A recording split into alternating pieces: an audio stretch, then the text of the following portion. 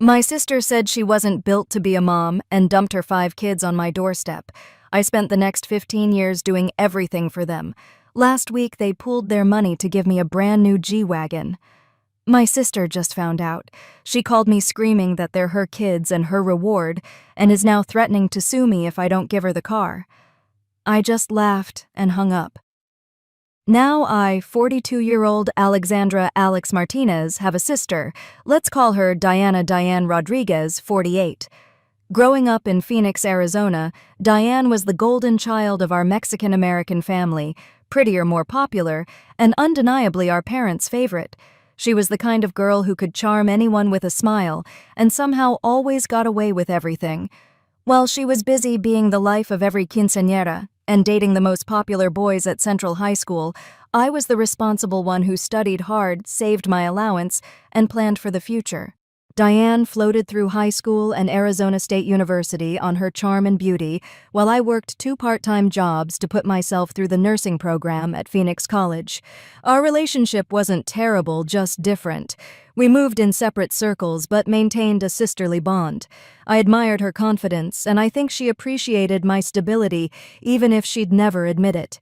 When she got pregnant at 23 with her first child, Emma, I was genuinely happy for her. Despite our differences, I stood by her side in the delivery room at Banner Desert Medical Center, holding her hand through every contraction.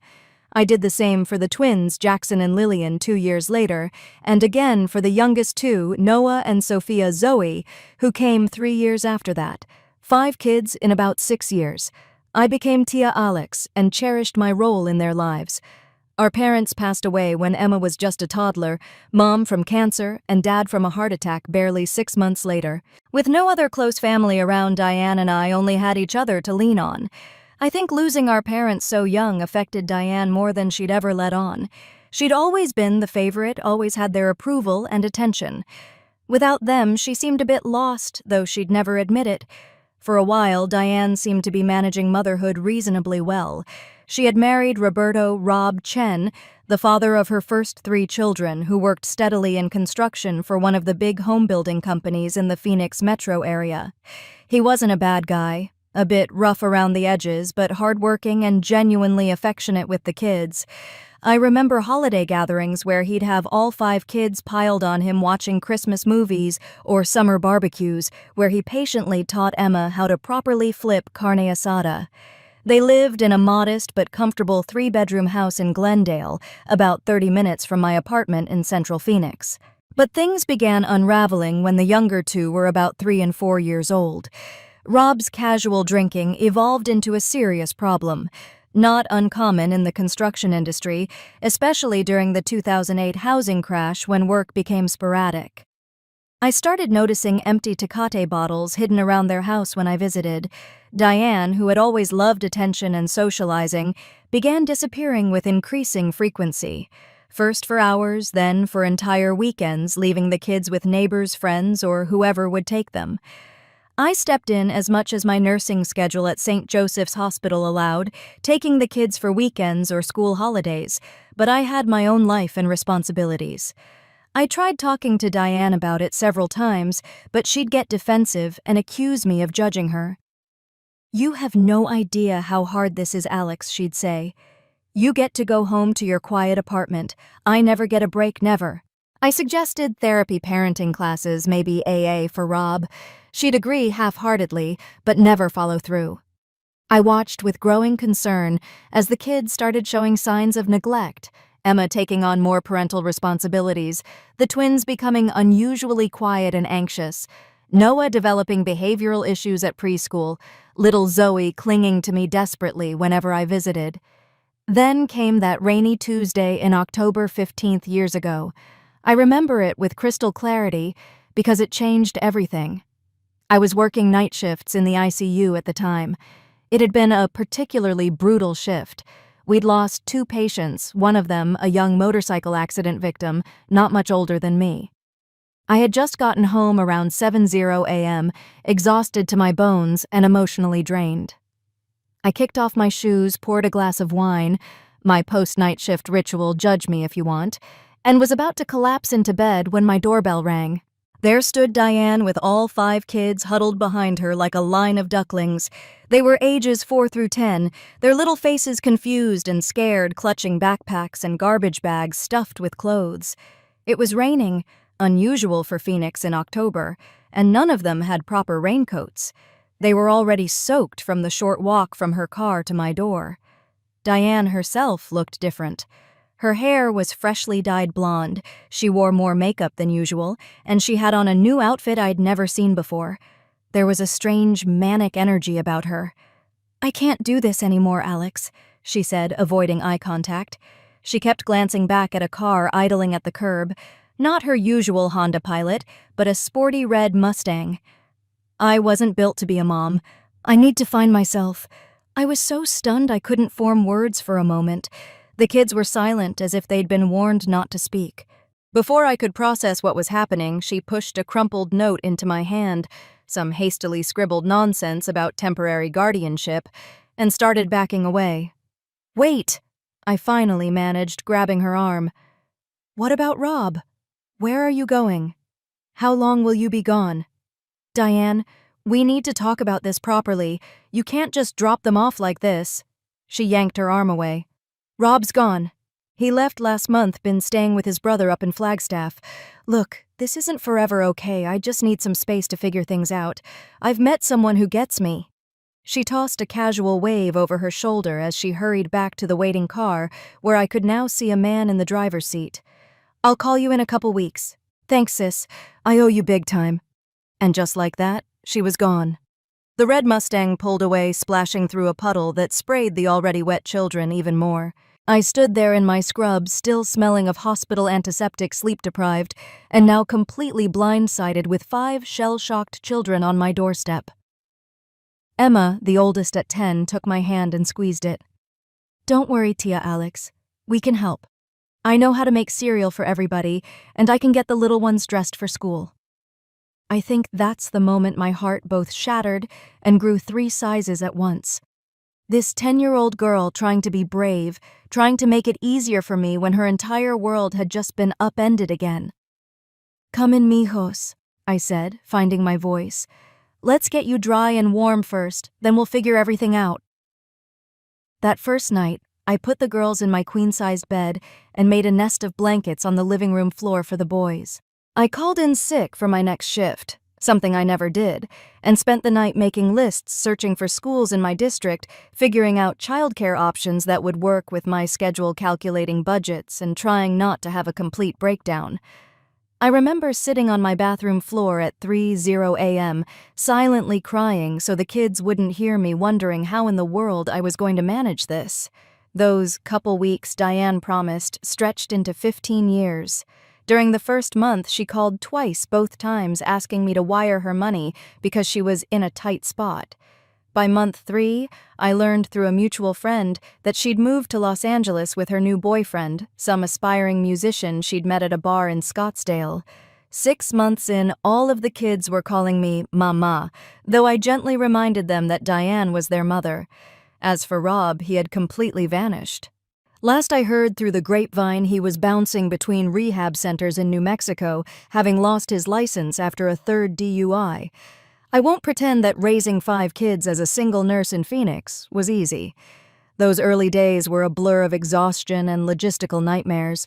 My 1-bedroom apartment obviously wouldn't work for 6 people, so I had to break my lease, goodbye security deposit, and find a 3-bedroom house in Maryvale with a punishing mortgage. I switched from night shifts to day shifts, giving up the premium night pay I'd been saving for a down payment on my own home. Sundays, I picked up extra weekend shifts whenever possible to make ends meet. We shopped at Goodwill, cut coupons like it was an Olympic sport, learned to meal prep, and stretched every dollar until it screamed. I became an expert at finding free community activities, the Phoenix Public Library's programs, South Mountain Park hikes, free days at the Children's Museum of Phoenix. I navigated WIC and SNAP programs and bartered with other parents for hand-me-downs.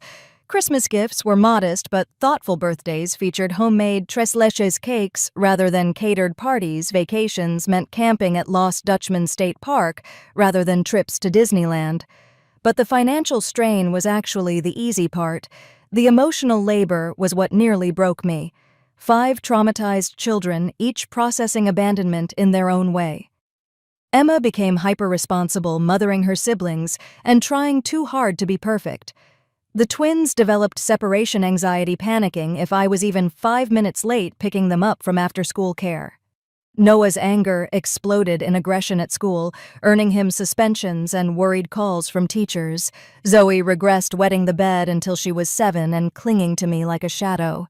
I learned to braid hair, attend parent-teacher conferences, coach Little League, navigate the hormonal minefields of adolescence, apply for college financial aid, and handle 1,000 other parenting duties through trial and error, often more error than I care to admit. There were nights I cried myself to sleep wondering if I was ruining these kids' lives because I had no idea what I was doing. For the first few years, Diane would call on major holidays and occasionally send birthday cards with $10 bills tucked inside. She'd make vague promises about visiting real soon and tell the kids how much she missed them, but the calls grew less frequent and the promises remained empty. She never contributed any meaningful financial support or showed genuine interest in their school achievements, health issues, or emotional development. Meanwhile, those 5 frightened children grew and transformed before my eyes. Emma, now 25, channeled her nurturing instincts into a career in education. She earned her master's degree from Northern Arizona University and now teaches 3rd grade at a Title I school in South Phoenix, where she has a special soft spot for kids from difficult home situations. She's engaged to a kind-hearted pediatric nurse she met through me, and they're planning a small wedding next spring. The twins Jackson and Lillian, 23, are finishing college this year. Jackson is in computer engineering at ASU with a job already lined up at a tech startup in Tempe, and Lillian is double majoring in business and psychology. They're still incredibly close, still finish each other's sentences, but they've grown into distinct individuals with their own dreams. Noah, 20, was my toughest challenge for many years. His anger issues required therapy, which we could barely afford but was worth every penny. In high school, an incredible shop teacher at Carl Hayden High School took him under his wing and introduced him to electrical work that channeled his intense energy into something productive. Now he's thriving at Gateway Community College, maintaining a 3.8 GPA. The chip on his shoulder has mostly melted away, revealing a wickedly funny and deeply loyal young man. And Zoe, my baby at 19, is following in my footsteps in the nursing program at Phoenix College. She still has moments of that childhood insecurity, still calls me every day without fail, but she's blossoming into a compassionate caregiver with a particular gift for connecting with elderly patients. I've attended every graduation science fair, soccer game, and academic ceremony. I've helped with college applications, taught them to drive, terrifying, nursed them through chickenpox, broken bones, first heartbreaks, and friend drama. We've had our struggles. Lord knows the teenage years nearly broke me several times over, but through it all, we became a real family. Through everything I tried never to speak ill of Diane. When the kids asked why their mom left, I explained that some people aren't emotionally equipped for parenthood, that it wasn't their fault, and that Diane had her own struggles. As they got older and their questions became more pointed, I tried to be truthful without being vindictive. Your mom loves you in her own way, but she wasn't able to put your needs first. That's about her limitations, not about your worthiness. As teenagers, several of them tried reaching out to Diane independently, especially around significant milestones like high school graduations. She'd respond enthusiastically via Instagram or Snapchat, making grand promises about reconnecting and visiting, but those plans never materialized. After each disappointment, I'd be there with Haagen-Dazs and a shoulder to cry on, trying to help them process the complicated grief of having a mother who was neither fully present nor fully gone. Last month was my 42nd birthday. I've never been one for big celebrations. Raising 5 kids on a nurse's salary meant learning to keep expectations modest. Normally, we just have a casual dinner at home, maybe with a store-bought cake from Fry's, and a few thoughtful but inexpensive gifts. But this year, the kids were acting strangely secretive. They insisted I take the entire weekend off, not easy in healthcare, and told me to dress up on Saturday evening. Emma came over early to help me get ready, fussing over my hair and suggesting I wear my good dress, the one I usually saved for job interviews and weddings. "What's going on?" I kept asking, increasingly suspicious, as she applied more makeup than I'd worn in the last decade combined. "Just trust us, Mama," was all she would say with a mysterious smile. They blindfolded me, which I protested vigorously, I'm not a fan of surprises, and drove me to an unknown location. The car ride was filled with muffled giggles and shushing sounds. When they finally stopped and helped me out of the car, I could hear the sounds of indoor voices and detected the distinctive scent of new leather. When they removed the blindfold, we were standing in a gleaming Mercedes dealership in Scottsdale, and there in front of me was a brand new midnight blue G-Wagon with an enormous red bow on the hood. I laughed, assuming it was an elaborate joke. "Very funny, guys. Great photo op. Now where are we really having dinner?" The 5 of them stood in a line, all dressed in their best clothes, all wearing identical expressions of barely contained excitement. Emma stepped forward. "This isn't a joke, Mama. It's yours." Jackson handed me a set of keys.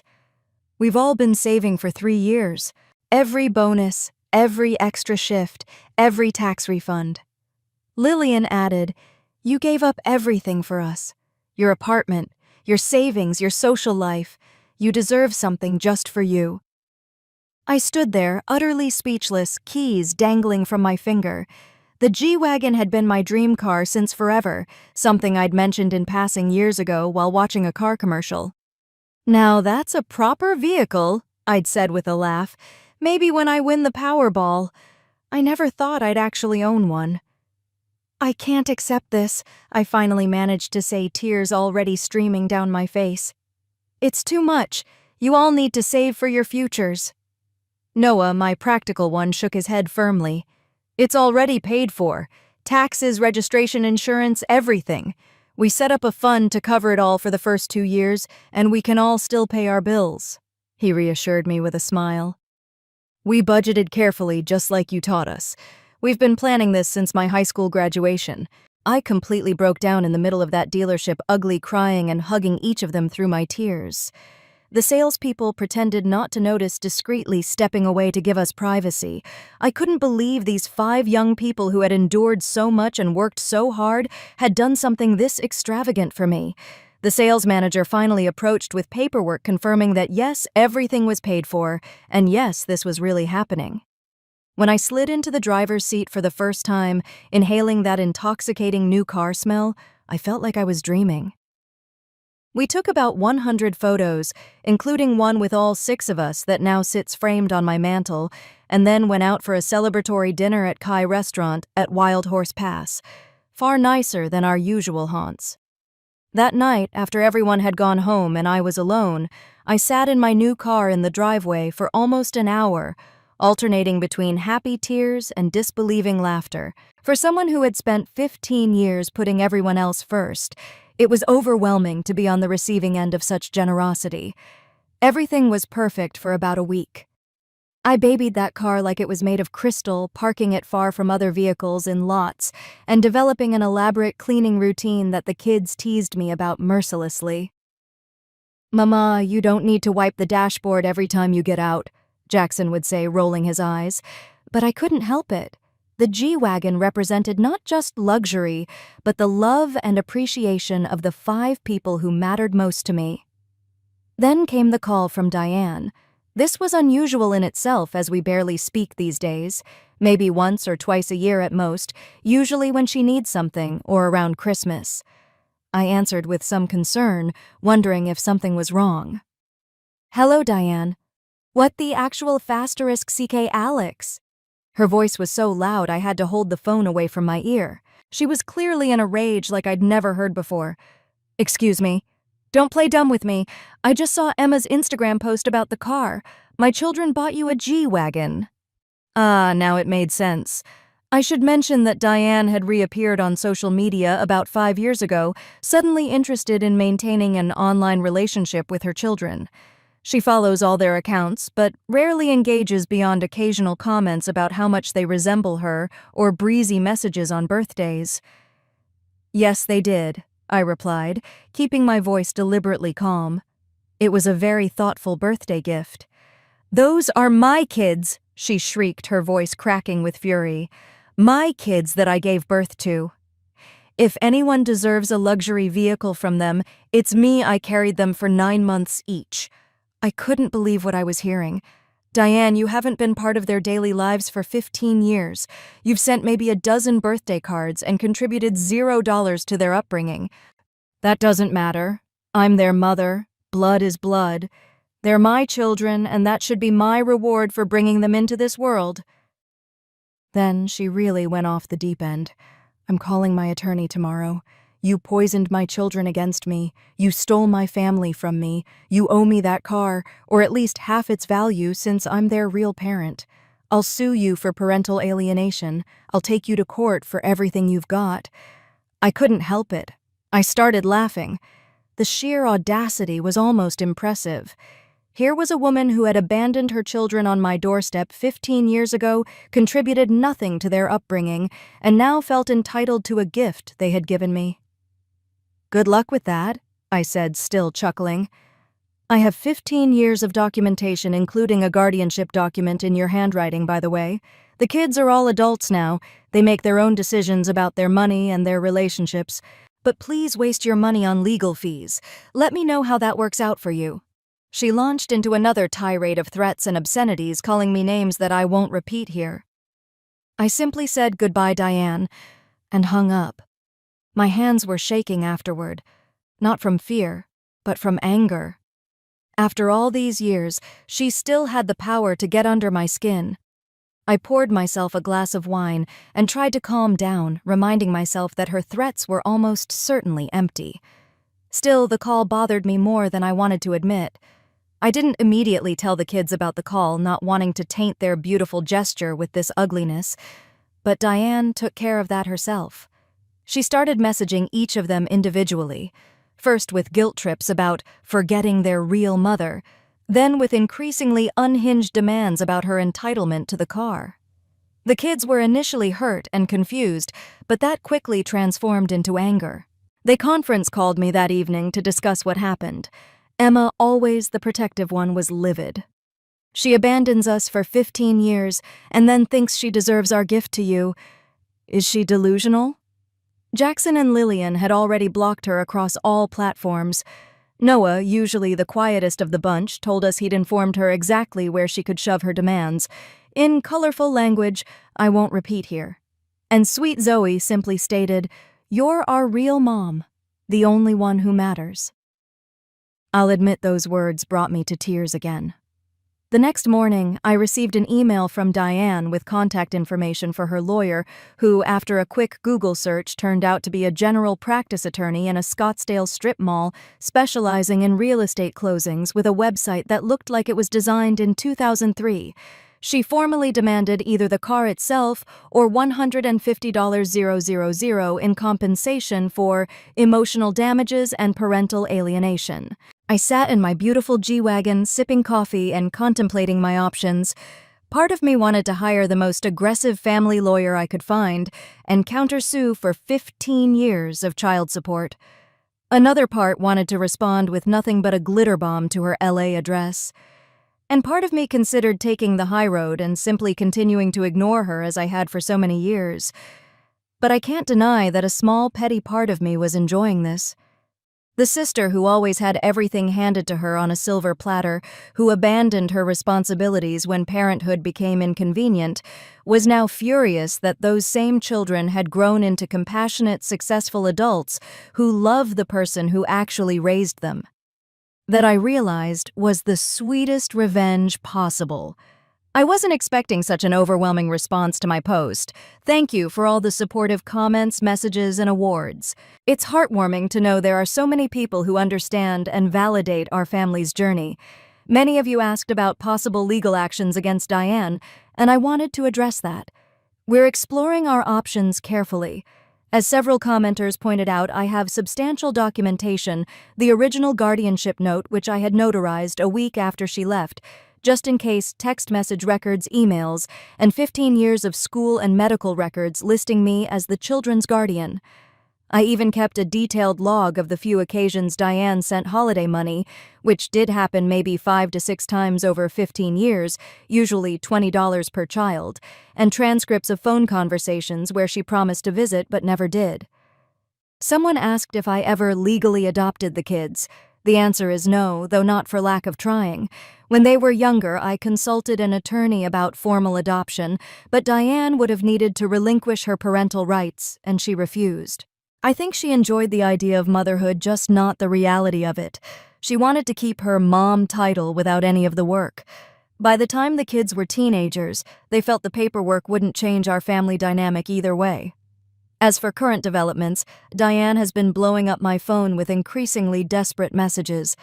I've muted her but continue saving screenshots of everything.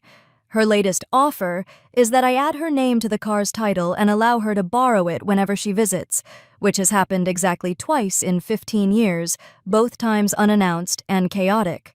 The kids decided to respond as a united front. After discussing it together, they sent a joint email stating 3 clear points. They're adults who made their own decision about a gift for the person who raised them. They will always acknowledge her as their biological mother, but are deeply hurt by her current behavior. They will terminate all contact if she pursues any legal action against me. Noah, my analytical one, added a special attachment, a detailed spreadsheet, breaking down the approximate cost of raising 5 children from elementary school through college, including housing, food, healthcare, education, extracurricular activities, etc. He included adjustments for inflation and regional cost of living. The final tally came to just over $1.7 million. His note said if she wanted to discuss parental rewards, she was welcome to reimburse me for that amount first, and then they could talk about the car. I've never been prouder of their maturity and solidarity. It quote, "It's been a week since everything went down, and I wanted to share how things resolved." Diane's lawyer sent an official-looking but legally meaningless letter demanding the vehicle. The document was full of typos and vague threats, citing irrelevant statutes and making bizarre claims about maternal property rights. I forwarded it to an actual family law attorney, a parent of one of my former patients who graciously offered to help. She responded with what the kids are now calling the nuclear option letter, a comprehensive breakdown of Diane's abandonment, the financial implications, and the fact that the children are all legal adults who can give their money to whomever they choose. The letter concluded by stating that if Diane pursued this further, we would countersue for back child support, which in Arizona has no statute of limitations when there's documented willful abandonment. My attorney friend included a preliminary calculation of what that might amount to for 5 children over 15 years plus interest. The figure exceeded $300,000. We haven't heard a peep from Diane since that letter arrived. The kids and I had a family dinner this weekend where we agreed not to let this drama overshadow our happiness. We looked through old photo albums and shared stories, including some good memories from before Diane left. It was healing for all of us in unexpected ways. Emma mentioned that she'd felt guilty sometimes about loving me as her mom, as if she was betraying Diane. Noah admitted he'd spent years angry, not just at Diane but at himself, wondering if his behavior as a child had contributed to her leaving. These were thoughts they'd never expressed before, and it opened up a beautiful, tearful conversation about family forgiveness and moving forward. Zoe asked if she could post a family photo of the 6 of us with the G-Wagon captioned, "Family is about who shows up, not just DNA." With my blessing, it's now her most liked post ever. As for me, I've taken some vacation time to enjoy a road trip in my beautiful new car. Jackson and Lillian are joining me for part of it, and we're visiting several national parks we've always wanted to see. The G-Wagon is performing beautifully on mountain roads, and the looks on my kids' faces when we reached the Grand Canyon at sunrise yesterday made every sleepless night, every financial struggle, every moment of self-doubt over the past 15 years absolutely worth it. Life isn't perfect, and our path hasn't been conventional. I never expected to be a mother, let alone a mother of 5.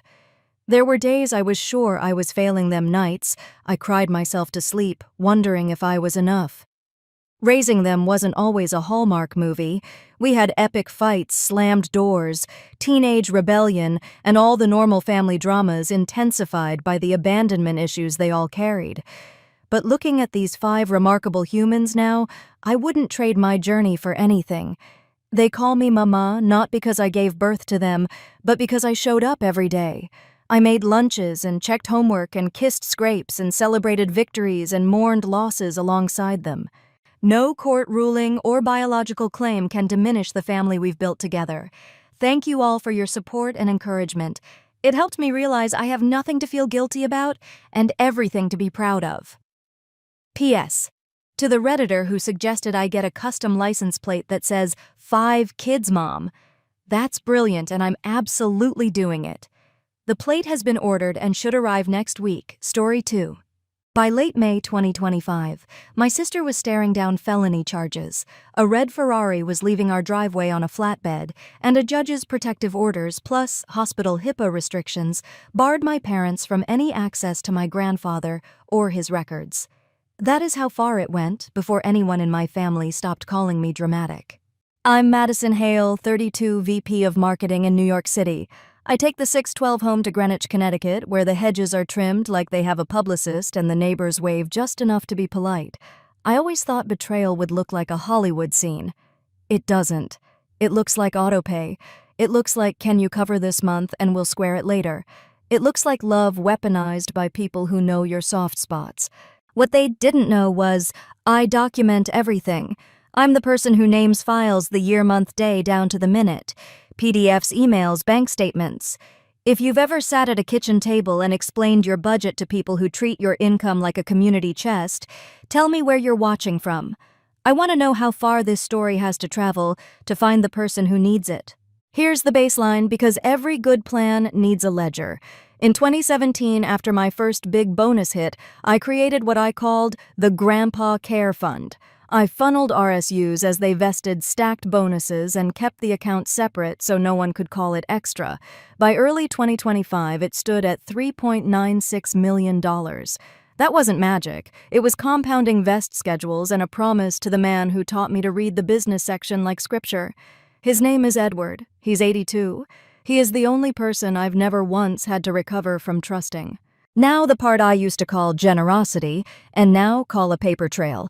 From May 2022 through April 2025, I paid my parents' mortgage $9,000 a month. I floated 2 family credit cards, $4,000. I covered my sister's car, $2,000, because a professional image apparently needs a supercar to accessorize it. $15,000 a month for 36 months, $540,000. I make about $600 a year before equity, so on paper it seemed doable. In reality, it was a slow bleed I hid behind a straight face and a calendar full of quick calls. Family dynamics in one sentence. I am the responsible daughter. Lydia, my younger sister, is the golden child. My father, Richard, loves a big idea and a small bill. My mother, Diane, can spin a crisis into a favor owed in less than a minute. Growing up, I self-funded college and learned to negotiate rent with roommates who collected vintage plants. Lydia collected attention.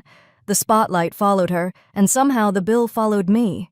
Plant this now because it becomes everything later.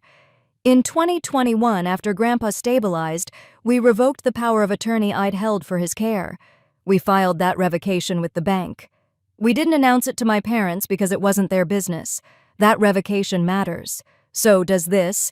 The signature on 3 later wire forms is mine only if you squint and pretend I forgot how to spell my own name. And this, there are 4 receipts for 1 kilogram gold bars purchased the same week a large chunk of the fund disappeared. Finally, there's a storage unit I never rented, opened with a gate code tied to someone in my family, and a timeline that when you line it up with audit logs fits together like someone practiced. I didn't know any of that the morning this started. What I knew was that a balance I checked every Tuesday before coffee read 0. Just 0. If you've ever seen a number fall out of a screen and take the air with it, you know that particular silence. I did what I always do. I wrote the time down. Then I called the branch manager and asked for audit history. I did not demand a refund. I did not accuse anyone over the phone. I asked for logs, and I asked for the process because in the United States, process is how you turn truth into something useful. 2 dates matter as we move forward, so I'll set them here for continuity with the rest of the story. On April 12, 2025, at my sister's baby shower, pastels, cupcakes, and conversations about stroller brands, a process server calmly handed her a packet. No scene, no shouting, just a signature and a turn toward the door. I opened my phone. Air played a simple timeline, no raw evidence, just dates and what each date meant, and told the room I would be linking to public filings as they posted. On May 3, 2025, at 2:17 a.m. in an ICU hallway, a detective named Priya Kapoor would ask my family a sentence that changed the temperature of my life. We'll get there. That one is coming. For now, I want you to understand the setup. My job trains me to build campaigns, but it also trained me to build cases. I didn't wave papers in anyone's face. I put a clean story in order, a revoked POA on file since 2021 signatures that don't match my hand, 4 gold bar receipts that track to a specific day, a storage facility access timeline that was later confirmed through proper channels, and a fund meant for a man who still asks me if I'm sleeping enough when I sit by his bed. What my family didn't know, what almost no one who tries this kind of theft understands, is that calm people with good records are very dangerous to lies. If you've ever told yourself it's easier to pay than to fight, I get it.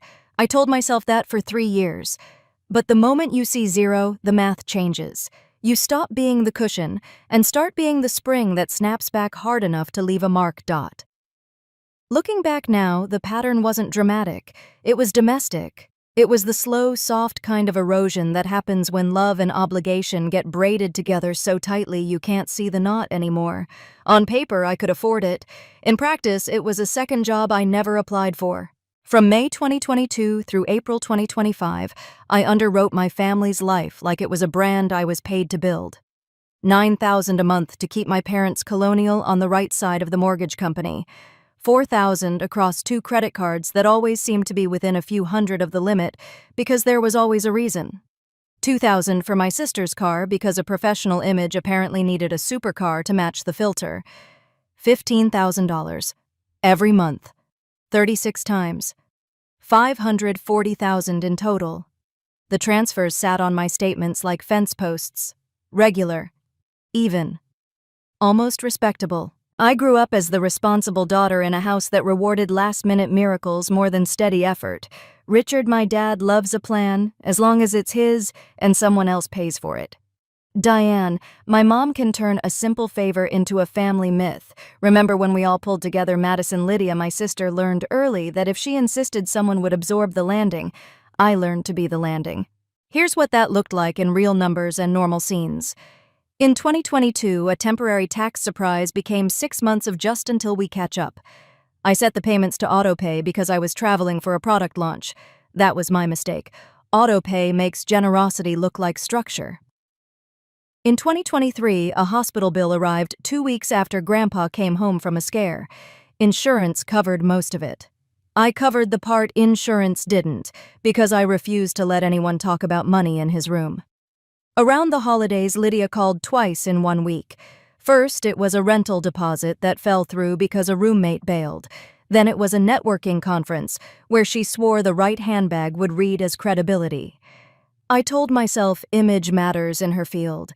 I told myself everyone starts somewhere. I told myself a lot of things that were technically true but emotionally convenient. I self-funded college. I had roommates, a mattress on the floor for a while, and a habit of budgeting with a highlighter. Lydia had a different path. She took a tour through majors that looked great on a parent newsletter, then an internship she never finished, then the impression that someone else would spot her potential if the setting was right. I learned to negotiate salary. She learned to negotiate sympathy. That sounds cruel. It isn't. It's anatomy. Families teach you who you are and they repeat the lesson until you either accept it or rewrite it. Looking back now, I can see the tells I stepped over. My dad would use the same line to end any argument about money. We are family. Money is a tool. You make the most so you can handle this. It landed like a compliment and functioned like a leash. My mom would say your grandfather would hate to see us divided over a number. She wasn't wrong. It was just incomplete. He would also hate to see me subsidize everyone's refusal to grow up. I didn't say that out loud because I was busy solving things. The Grandpa Care Fund existed outside of all this noise. In 2017, I started it with my first real bonus. RSUs vested, I moved the shares, and I kept the account clean. By early 2025, it was $3.96 million. Not lottery money, not quit and disappear money, care money, stability money. I filed every document attached to that account like it might one day have to defend itself. When Grandpa stabilized in 2021, we revoked the power of attorney I held and filed the revocation with the bank. We didn't announce it to my parents because we didn't need their permission to do the right thing. That detail becomes the spine of the entire story. Small frictions started to show up in 2024, and I treated them like static. A private banker left me a message asking to confirm current documentation on file. I called back, emailed the revocation again, and got a polite note thanking me. It didn't occur to me that someone had been shopping the old document around or warming a relationship. In December, Lydia texted from a boutique, "Do you mind if I use the card and I'll Zelle you tonight?" I minded. I said fine. Zelle is neat for roommates splitting delivery. It is a terrible boundary between adults who refuse to plan. When nothing came back, I told myself she forgot, and I let it go because I was tired and it was almost Christmas. The emotional ledger had its own math. When I landed my promotion, the message thread lit up with heart emojis and jokes about Aunt Madison's bonus. When I missed one Sunday dinner because I was on a plane, I got a paragraph about priorities. I could move a meeting for family, could I not? The subtext was always the same. You have the capacity, we have the need. What kind of person would you be if you said no? So I almost never did. Looking back now, the 3-year timeline reads like a training program for what came next. Everyone learned I would say yes if someone sounded urgent. Everyone learned I would pay faster than I would argue. I learned to carry 2 phones and a power bank because quick call turned into crisis call more often than it didn't. There were no villains on any given Tuesday. There were just decisions that made the next decision easier for them and harder for me. 2 scenes keep replaying when I try to explain how ordinary it all felt. One is me at my dining table on a Friday night approving a mortgage payment while half listening to a podcast about leadership, telling myself that this is what grown-ups do. They take care of things. The other is my sister FaceTiming me from a parking garage laughing because the valet recognized the car and waved her through like she was someone. She said, "See, this is what Bran does." I smiled. I said, "Be safe." I went back to work. If you mapped the exploitation, it wasn't a straight line. It was a loop. I paid the pressure, eased, the gratitude arrived, the expectations reset. The next ask came. The loop only breaks when you change the inputs. I didn't change them for a long time because changing them felt like setting off an alarm I wasn't ready to hear. I want to be clear about something for anyone tracking the legal side. Those 3 years of payments were voluntary. I wasn't scammed on those transfers. I wasn't tricked. I chose badly, and I chose often. That matters because when the real fraud appears, you need to know I know the difference.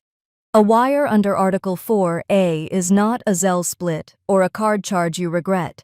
It lives in a different part of the rulebook and it requires a different kind of response. That context matters later when I ask for audit logs instead of refunds and preservation letters instead of pity. If you're listening and recognizing yourself, here's the sentence I wish someone had handed me sooner. Boundaries are not a punishment. They are a system. If you do not build one, someone else will build one for you and send you the bill. The sacrifice pattern didn't explode. It accumulated. It built a rhythm that felt like care and sounded like loyalty. Then one Tuesday morning, the number on the Grandpa Care Fund dropped to 0. That is where part 3 begins. Suspicion did not announce itself. It arrived like a glitch, like a mistaken view, like a finance app refreshing twice. I wrote down the time, I called the branch, and for the first time in 3 years I stopped solving and started investigating. Suspicion didn't arrive with a plot twist. It arrived as a number. 0. I saw it on a Tuesday morning the way I always check the Grandpa Care Fund before coffee, and for a full second I thought I had clicked into the wrong view. I hadn't. The balance was gone. I wrote the time down. Then I called the branch. The manager's voice was steady in that way people get when they've walked more than a few customers back from the edge. She asked for dates. I asked for audit history. I didn't ask for a refund. I asked for logs because logs are the bones of a story. When she pulled the internal activity, there were 2 in-branch sessions the week prior and 3 banker-assisted wire initiations. That jumped me from worry to strategy. We had a revoked power of attorney on file from 2021. If anyone was waving an old copy around, the system should have flagged it. If my name appeared on wire forms, I knew what my own hand looked like. I called my attorney before I called my parents. She sent litigation hold letters to the bank immediately, which meant everything related to my account had to be preserved. She also laid out the sequence we would coordinate with law enforcement, not grandstand, request copies through proper channels, and keep the emerging timeline clean of speculation. That became my script. Breadcrumb by breadcrumb, the picture sharpened. First, the audit log showed those in-branch sessions tied to the private banking room. My attorney and I reviewed the bank's notes in person, with the manager view, only no copies. A day later, Detective Priya Kapoor was assigned and obtained the relevant surveillance stills. I didn't parade a screenshot around. I sat in my counsel's office and looked at a monitor, my father and my sister in the private banking room, a pen between them, my name on a wire form. It felt like seeing a forged passport with my face and someone else's birthday. We asked the manager a simple question: if the POA revocation was filed in 2021, why wasn't that the first thing the frontline banker saw? The answer was boring and damning. The archive showed the revocation. The interface the banker used did not display it prominently. It was a gap, not a conspiracy. That gap made it easy for my family to do the next thing, present an old POA, to create comfort, then sign forms as if they were me to avoid agent scrutiny. Later, compliance would flag the signature capture. The loop on the D in my last name doesn't exist in my handwriting. It does in my sister's. That observation wasn't official, yet it was Evan's overlay, so we treated it as a visual hint, not evidence. Breadcrumb 4 was mine alone. I drove to the bank's safe deposit box that same night and inventoried what should have been there. In the folder I label receipts, I found 4 slips from a bullion dealer, 1 kilogram bars stamped and serialized, purchased the same day as the first wire. $260,000 each. Just over $1.04 million total. Instant liquidity you can carry. Breadcrumb 5 was uglier. In the same folder, tucked under a cufflink my grandfather never wore, was a torn note with a first name, a burner number, and an address in an industrial park I didn't recognize. I didn't play detective. I emailed the note to my attorney and put the original in a plastic sleeve. The next day, we learned the address matched a storage facility on the edge of a city where nobody asks questions as long as your payment's clear. We did not stroll into the storage office asking for camera footage. My attorney secured a subpoena. Detective Kapoor requested the gate keypad logs and exterior CCTV. The facility produced a clean export entries tied to individual pins, each pin mapped to a tenant. One of those pins was assigned to an account rented under my mother's maiden name. The license plate reader hit on my sister's car came from Detective Kapoor's access, not me. I saw the still because she showed it to me in a conference room and told me to breathe. Around this time, the message hit my phone: "Stop now, or he dies." It came from a prepaid line that was dead within a day. I didn't reply. I forwarded it to my attorney, who sent carrier preservation notices and obtained a subpoena for subscriber and tower data. What matters legally is that I didn't handle the chain of custody myself. A few days later, an aunt forwarded a screenshot from the family group chat, Diane saying if she serves him today, we move the rest tonight. The aunt gave my counsel's e-discovery vendor the actual phone for imaging. Screenshots are conversation pieces, forensic images are evidence. The emotional gear shift happened in a bathroom at Lydia's baby shower on April 12, 2025. Pastels. Cupcakes. The kind of tiny sandwiches that pretend to be charming. I was washing my hands when I heard my mother's voice through the vent. Not the words at first, just her tone, the brand new plan tone.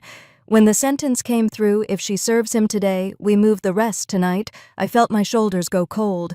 I stepped back into the main room and saw the process server approach my sister. He did what professionals do, confirmed her name quietly, handed over the packet, walked out.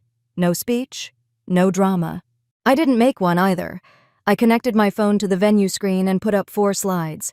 Date and time of my zero-balance login, timeline of in-branch sessions and wires labeled pending verification, the existence of a revoked POA on file since 2021, a simple flow showing bullion purchases and the storage facility address tied to a tenant account under my mother's maiden name. That's all. No raw bank footage, no LPR screenshots.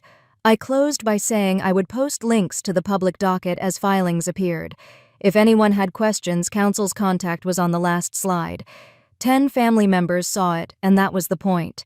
Privacy had protected the problem. Sunlight would protect my grandfather. Evan worked in the background.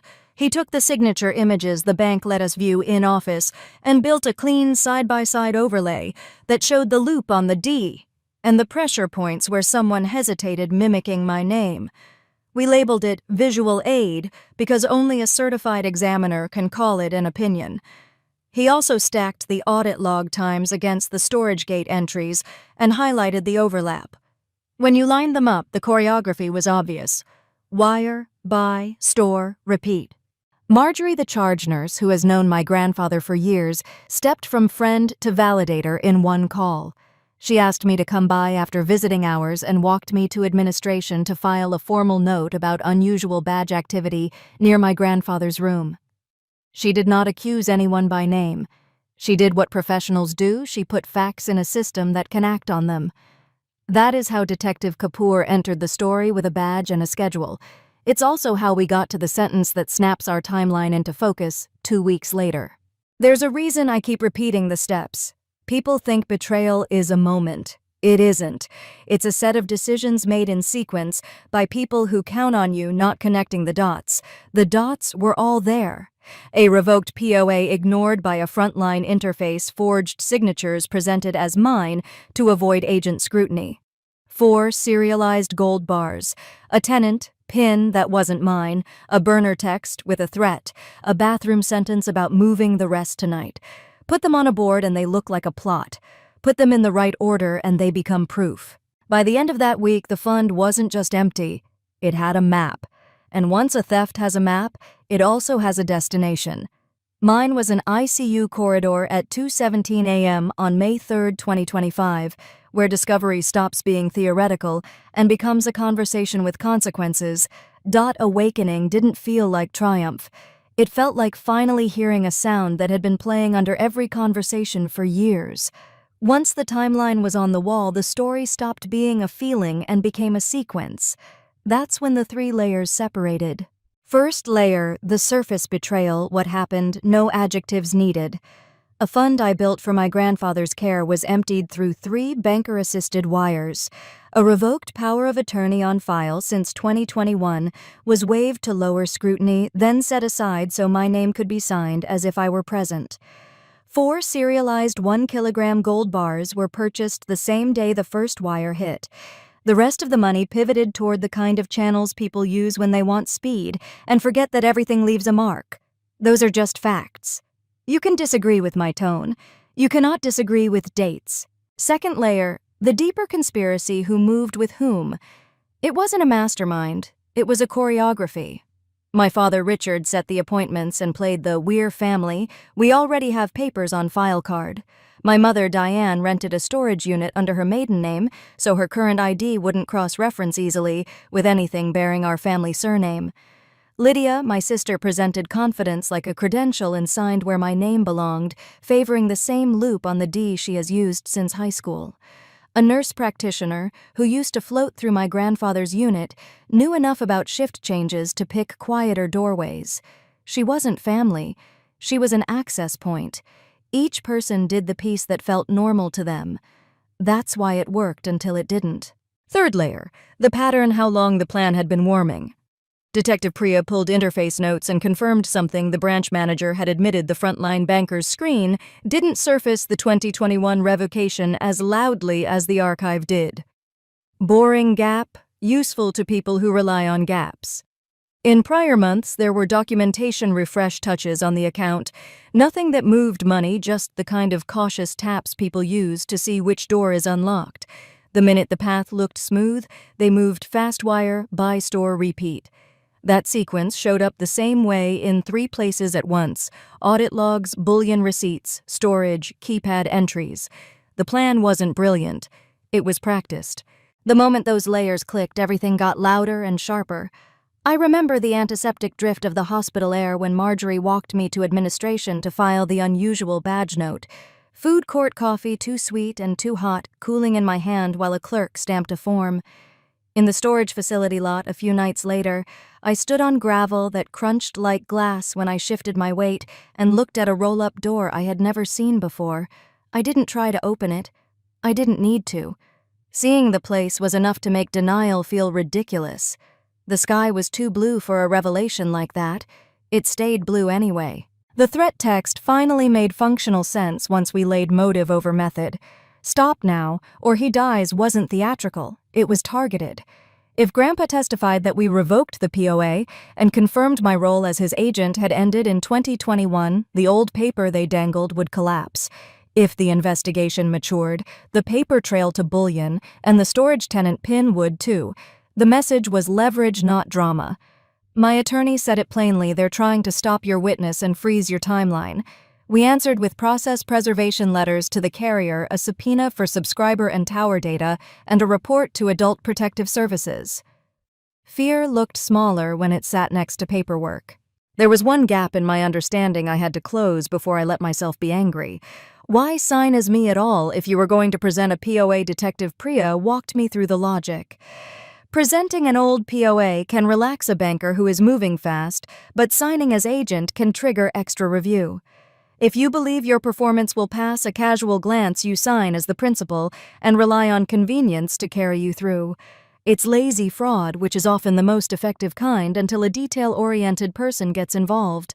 The next conversation was with the bank's compliance group.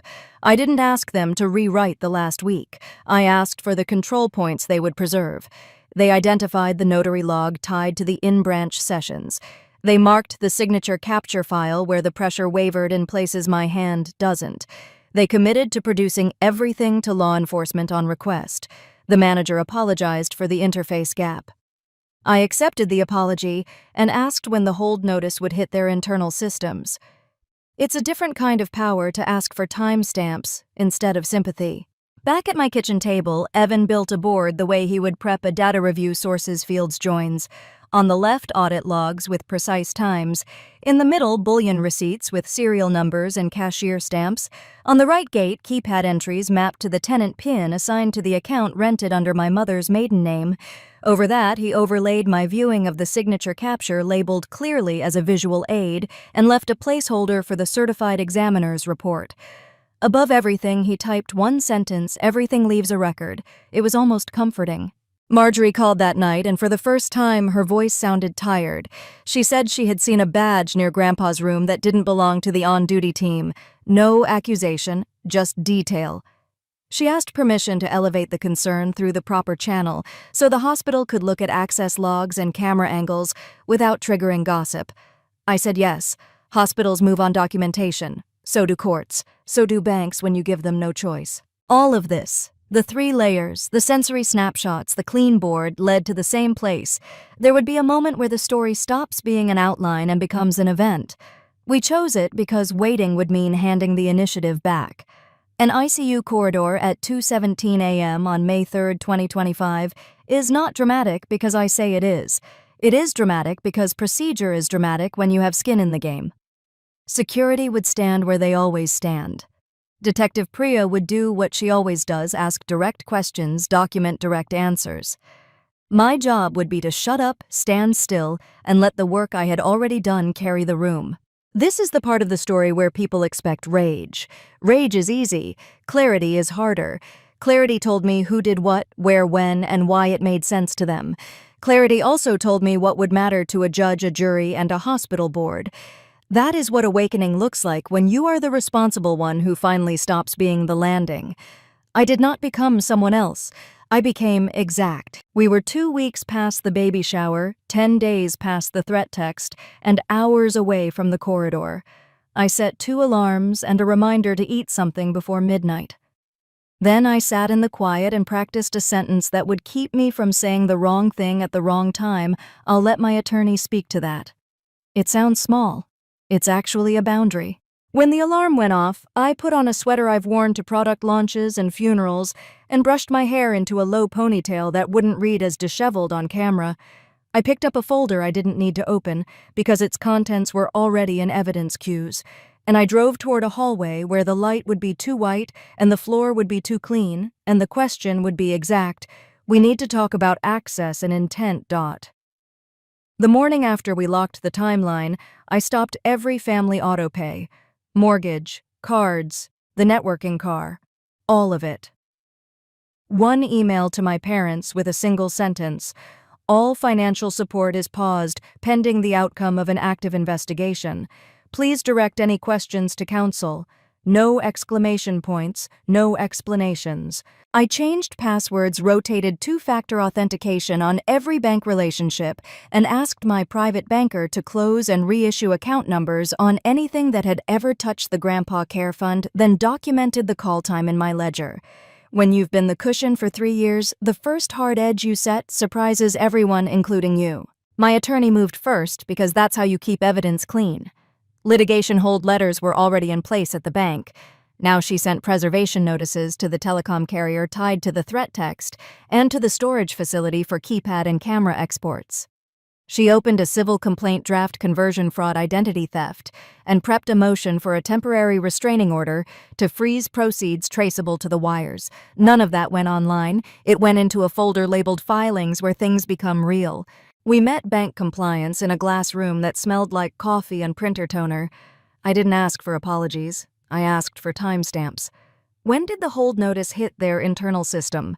When would the notary log and signature capture file be ready for law enforcement production? Which frontline interface would be updated so the 2021 POA revocation surfaced like a red light, not a footnote? The manager walked through their steps in plain English and confirmed they'd cooperate with Detective Priya's requests. I thanked her and wrote down the time she said today. Detective Priya made the calls I couldn't. She pulled the license plate reader hit legally and added the still to the case file. She served the storage facility with the subpoena my attorney drafted. She handled the bullion dealer too. Through counsel, we asked them to verify serial numbers and hold resale on the 4 bars we could identify while law enforcement sorted out ownership. I did not play amateur cop. I sat at my kitchen table and updated a spreadsheet titled Sources Custodian Status. I filed an FTC identity theft report and placed fraud alerts with all 3 credit bureaus, then froze my credit outright. Check systems got a security alert as well. Those steps weren't cinematic, but they closed doors my family liked walking through. I also called hospital administration with Marjorie by my side and asked for 2 things: a visitor list restricted by name and a hard password for any phone inquiry about my grandfather. They set both, then documented them in the chart. We didn't argue about intent. We documented access and shut the windows. The Ferrari was its own chapter. It was titled to me because I had been told it would build Lydia's brand, and I was too tired to argue at the time. Now it was an asset I needed back. My attorney filed for a writ of replevin, and the court granted it. We scheduled a pickup time that didn't look like a spectacle. Before the truck rolled, I called the insurer and revoked permissive use for Lydia, updated the garaging address, and removed her as a driver on the policy. Paper first, tow second. When the flatbed rolled away later, it carried more than a car. It carried the end of a story I should never have agreed to begin. The family group chat leak went to my counsel's e-discovery vendor for a proper forensic image. Screenshots are pretty, bit-for-bit captures hold up. My aunt signed a short chain of custody statement at the vendor's office, and I wrote the time in my case ledger because I have learned to respect small times as much as big numbers. The prepaid line that sent "Stop now or he dies" traced to a convenience store purchase captured on a camera above a key copy kiosk that same afternoon. Detective Priya tied those threads, not me, and she did it with paperwork, not performance. Adult Protective Services opened a file after my attorney's referral. That triggered a parallel track I wanted from day one. A system designed to protect elders stepped in and told the hospital, the bank, and my family that there would be eyes on this. APS isn't theater, it is form and follow-through. Knowing they were in the loop changed the temperature of every room I walked into. I kept one public line ready on my phone. When the docket posts, I'll link it here. Until then, I won't discuss details. I sent the same message to relatives who ask to talk privately when filings are public. We can. Until then, please contact my attorney. Gossip dies fast without new fuel. With the bank's production-queued storage logs preserved and hospital access locked down, we scheduled a controlled ICU contact for May 3, 2025. At 2:17 a.m., security stayed in position. Detective Priya checked her body cam. I rehearsed one line. I'll let my attorney speak to that. Procedure over performance. Power shifted. I ended the 3-year auto-pay loop. The burden of proof moved to a case file. When my mother called it a misunderstanding, I said, "Please direct any further questions to my attorney," and hung up. At 2:17 a.m., Priya asked, "We need to talk about access and intent." No scene. Statements taken, badges noted, timestamps logged. The nurse practitioner was placed on leave by morning. APS updated restrictions. The hospital issued a memo and added a hard password only 2 people knew. The writ of replevin cleared. The insurer revoked Lydia's permissive use. The tow truck took the Ferrari. By late May 2025, the docket posted. I linked to the filings, no adjectives, just records. Lydia's employer put her on leave. My parents emailed. I routed everything through counsel. The bank packaged notary logs and signature capture files. The bullion dealer froze the 4 serialized bars and later flagged an attempted resale. I kept my promise, post filings only. No commentary. Consequences followed. NP license suspended pending investigation. APS stayed active, and the house went quiet. No auto pays, no quick calls. I briefed my own HR for transparency. Justice felt proportional. The rest is recovery. Story 3. My parents put my name on my brother's $320,000 mortgage without telling me, so I took action. That left them facing a consequence they never imagined. I'm a 31-year-old male mechanical engineer for a major oil company in Houston. I make around $165,000 plus bonuses. I grew up middle class, but worked my butt off to get where I am. I got a full ride to Texas A&M. I graduated magna cum laude. I have been climbing the corporate ladder ever since. My family dynamic is complicated.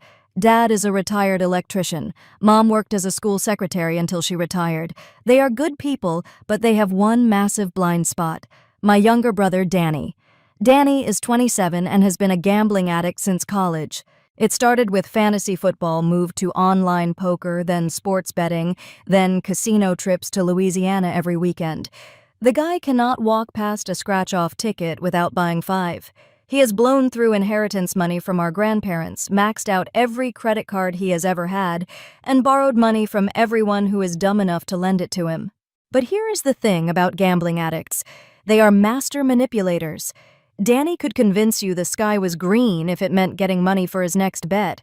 I have watched him spin tales about sure-thing investments, insider tips from his bookie friends, and elaborate schemes involving card counting that never worked. And our parents, they fell for it every single time. He is getting better. He is going to meetings now. This time is different.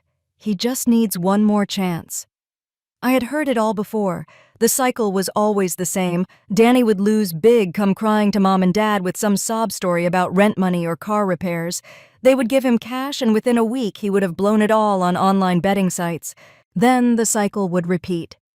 I remember one Christmas when Danny showed up with expensive gifts for everyone. Designer perfume for mom, a fancy tool set for dad, some high-end headphones for me. It turned out he had hit big on a football parlay and decided to play the generous son. 2 weeks later, he was asking to borrow money for groceries. That is why I moved to Houston after college and kept my distance. I would send money home for mom's birthday or Christmas, but I learned early not to get involved in Danny's financial disasters. Every time I tried to help, the money just disappeared into some online casino or sports betting app. That was my biggest mistake. It was a Thursday morning, 8:15 a.m. I am in my truck heading to a job site when my phone rings. Unknown number with a local area code.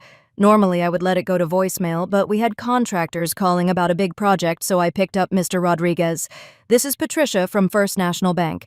I am calling regarding your mortgage account for the property at 1247 Oak Valley Lane. Your account is now 75 days past due, and we need to discuss immediate payment to avoid foreclosure proceedings. I pulled over to the side of the road. Ma'am, I think you have the wrong number. I do not have a mortgage with your bank. Sir, according to our records, you co-signed for a $320,000 mortgage in March of last year. The property is registered to Daniel Rodriguez, with you listed as the co-signer and guarantor. My blood went cold, Danny. Oak Valley Lane was in the subdivision where my parents lived about 3 blocks from their house. I knew that street. It was one of the newer developments with houses in the $300,000 range, way more than Danny could ever afford. On his sporadic income from whatever odd jobs he managed to keep for a few weeks at a time. Ma'am, I never co-signed anything. I have never even been to your bank. I understand your confusion, Mr. Rodriguez, but we have all the documentation here. Your signature, social security number, employment verification, income statements. The loan was approved based on your creditworthiness as the co-signer. This is fraud. I need you to email me every document you have immediately. She hesitated. Sir, I cannot just email sensitive financial documents to someone without proper verification. Ma'am, if someone forged my signature to get a $320,000 loan, this is a federal crime. Either you email me those documents right now, or I am calling the FBI and your bank is going to be part of a criminal investigation that got her attention. Let me verify your identity first. Then I can send the documents. 10 minutes later, the documents hit my inbox. I sat in my truck in a Whataburger parking lot staring at my phone screen in disbelief. There was my name printed, clearly. Miguel Rodriguez, my social security number, my employment information. Correct. Company name. Correct. Job title. Correct salary.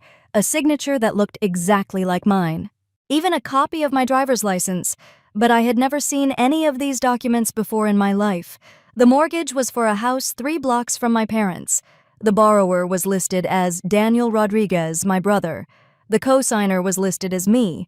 The loan amount was $320,000 with a monthly payment of $2,387. The down payment had been $25,000. I scrolled through the employment verification section. Someone had called my company's HR department pretending to be a loan officer and verified my employment salary and length of service. The documentation looked completely legitimate, but the signature analysis I did on my phone told a different story.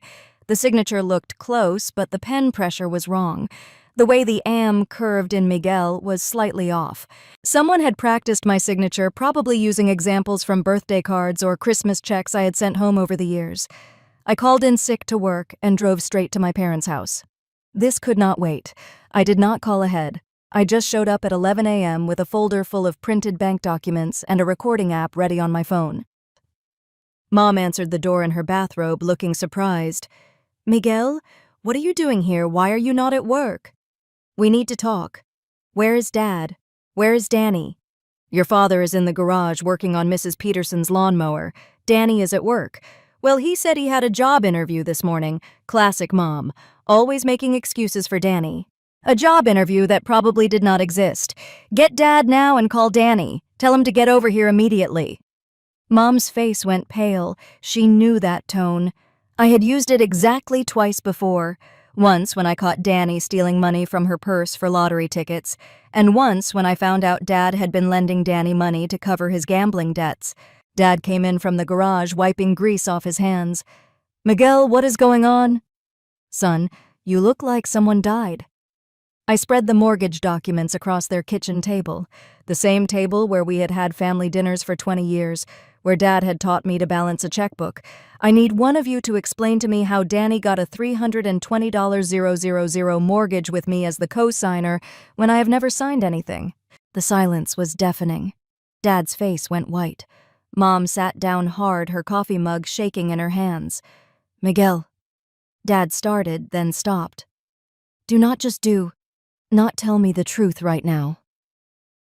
Mom started crying. We did not know what else to do. Danny was going to lose the house. The bank said he needed a co-signer with better credit. So, you forged my signature. We did not forge anything, Dad said quickly. We signed for you as your parents. We thought we had the right. You have the right, Dad. I am 31 years old. You would have said no, Mom whispered. You are darn right, I would have said no. That is when Danny walked in. He took one look at the papers and his face told me everything. No surprise, just resignation. Oh, this is about the house. Yeah, Danny, the $320,000 house that you bought using my credit without my permission. He shrugged and grabbed a soda from the refrigerator like we were discussing the weather. I was going to tell you eventually. You were going to tell me that you committed fraud. It is not fraud, man. We are family. Besides, I have been making the payments. He popped open the soda with that same cocky attitude he had had since high school. I looked at the bank notice. Danny, you are 75 days behind. That is temporary. I had some bad luck at the casino last month, but March Madness is coming up and I have got this system. Bad luck at the casino? Danny, are you seriously telling me you are behind on a mortgage payment because you gambled the money away? Dad stepped in. Miguel, you do not understand. Danny has got this new system for betting on sports. It is calculated scientific. A system for gambling. Dad, gambling addiction is not a career. It is not gambling, Danny said defensively. It is investing. I have been studying sports analytics probability theory. I am up $12,000 this month alone. If you are up to $12,000, why is the mortgage behind? Because I reinvested the winnings. You have to think long-term, Miguel. I am building capital for bigger bets. I stared at my brother. He was completely serious. In his mind, he was some kind of financial genius. Not a gambling addict who just defaulted on a fraudulent mortgage. Danny, how much do you owe in gambling debts right now? He looked at Mom and Dad, then back at me. Maybe like $30,000, but that is just short-term credit. Once my system pays off $30,000. Miguel, please do not yell. Mom said the neighbors will hear. Mom, I do not care about the neighbors. Your son owes $30,000 in gambling debts, and he is defaulting on a mortgage that he fraudulently put in my name. We will figure it out, Dad said as always. No, we will not. I am calling the bank and telling them this was fraud. You cannot do that, Mom said, panicking. Danny could go to jail. Good. Maybe that is exactly what needs to happen. Danny finally looked worried. Miguel. Come on, man. Family does not do that to family. Family does not commit fraud against family either. Danny, look, I will catch up on the payments. Just give me a couple months. I have got this new strategy for baseball season. I started packing up the documents. Danny, you have been gambling for 8 years. You have never had a strategy that worked. You are an addict. I am not an addict. I am an investor who has had some bad luck. Dad, I said, what if we helped with the payments? Your mother and I could take out a second mortgage, use our retirement savings. Dad, you are retired on a fixed income. You cannot afford a $2,400 mortgage payment. We will figure something out. I am calling the bank tomorrow and reporting this as fraud. Then I am calling the police. Mom started crying harder. Please do not send your brother to jail. Mom, Danny sent himself to jail the minute he forged my signature. We forged your signature, Dad said quietly. If anyone goes to jail, it should be us. I looked at my father, this man who had worked construction for 30 years, who taught me about integrity, who had never taken a shortcut in his life. Dad. Why? Why would you do this? Because he is our son, Miguel. And sometimes you do stupid things for your kids when you love them, even if it destroys your other son's life. Dad looked down at his hands. We thought you would never find out. I stood up and headed for the door. Where are you going? Mom asked to get a lawyer and then to call the FBI. Miguel, please, Danny said, following me. Just give me one more chance. I will go to rehab. Whatever you want. I turned around. Danny, how many one more chances have you had? How many times have Mom and Dad bailed you out? This is different. It is always different, Danny, but it is never actually different. I walked out and drove home, but I did not call the FBI that night. Instead, I sat up until 3 a.m., researching mortgage fraud cosigner liability and my legal options. What I found out was going to change everything. The next morning, I called in sick again and drove to downtown Houston to meet with an attorney who specialized in financial fraud. The consultation cost me $400, but it was the best money I had ever spent. The law office was in one of those glass towers downtown, all marble and mahogany, and degrees on the wall. My attorney was sharp, mid-50s, expensive suit. The kind of guy who had probably sent a few white-collar criminals to federal prison. "Mr. Rodriguez," my attorney said after reviewing all the documents, "this is textbook mortgage fraud. Your signature was forged, your income was misrepresented without your consent, and you never agreed to be a cosigner. This is a federal crime with serious penalties. What are my options? You can report it as fraud and have the authorities investigate and prosecute your family members. You will be removed from the loan and will not be legally responsible for the debt. And if I do not report it, then you are legally responsible for a $320,000 mortgage on a house you do not own, do not live in, and never wanted. If your brother defaults, which he already has, the bank can come after you personally for the full amount, plus penalties and interest. Can they garnish my wages? Absolutely. They can take your house, your car, freeze your bank accounts, destroy your credit rating. You would be financially devastated. Given your income, they would probably garnish the maximum amount allowed by law until the debt is satisfied." I sat back in his leather chair and thought about it. What happens to my family if I reported your parents and brother would likely face federal charges for conspiracy to commit mortgage fraud? We are talking about potential prison time, maybe 2 to 5 years each, depending on their criminal history and level of cooperation with authorities and the house. The bank would initiate immediate foreclosure proceedings. Your brother would lose the property and probably still owe money if it sells for less than the mortgage balance. I thanked my attorney and drove home to think. But that evening I did something I had not done in years. I researched Danny's gambling history online. What I found made me physically sick. Danny had active accounts on at least 6 different online sports betting sites. His social media was full of screenshots of big wins. But if you looked closely at the dates and context, the wins were always followed by posts about needing money for rent car repairs or other emergencies. I found a forum where people talked about gambling debts and strategies for borrowing money. Danny had posted there under a username I recognized from his old Xbox account, the same one he had used since high school. One post from 6 months ago read, "My brother makes good money, but he is stingy with family. How do I get him to help without asking directly? Need ideas." Another post from 4 months ago, "Is it illegal if your parents co-sign something for you?" Using someone else's name, asking for a friend. And the most damaging one from 2 months ago successfully got approved for big loan using family members' credit. Now I just need to keep making payments until I hit it big. What are the odds they find out he had been planning this for months? This was not desperation or a moment of weakness. This was a calculated scheme. That is when I realized this was not just addiction. This was premeditated fraud. Danny knew exactly what he was doing, and my parents had helped him do it. I made my decision. The next morning, I called Patricia at the bank back. "Miss Patricia, this is Miguel Rodriguez. I called yesterday about the mortgage fraud." "Yes. Mr. Rodriguez, have you had a chance to review the documents I have, and I need to report this as identity theft and fraud. I never signed those documents, never applied for that loan, and never gave permission for anyone to use my name or personal information." "Sir, that is a very serious accusation with significant legal implications." "Yes, it is. I need to know what your bank's procedure is for reporting this type of fraud." "Well, we would need to launch an internal investigation. You would need to file a formal fraud report with us and with law enforcement. We would also need to involve our legal department and potentially federal authorities." "What happens to the current loan during the investigation?" "The account would be frozen immediately pending the outcome of the investigation."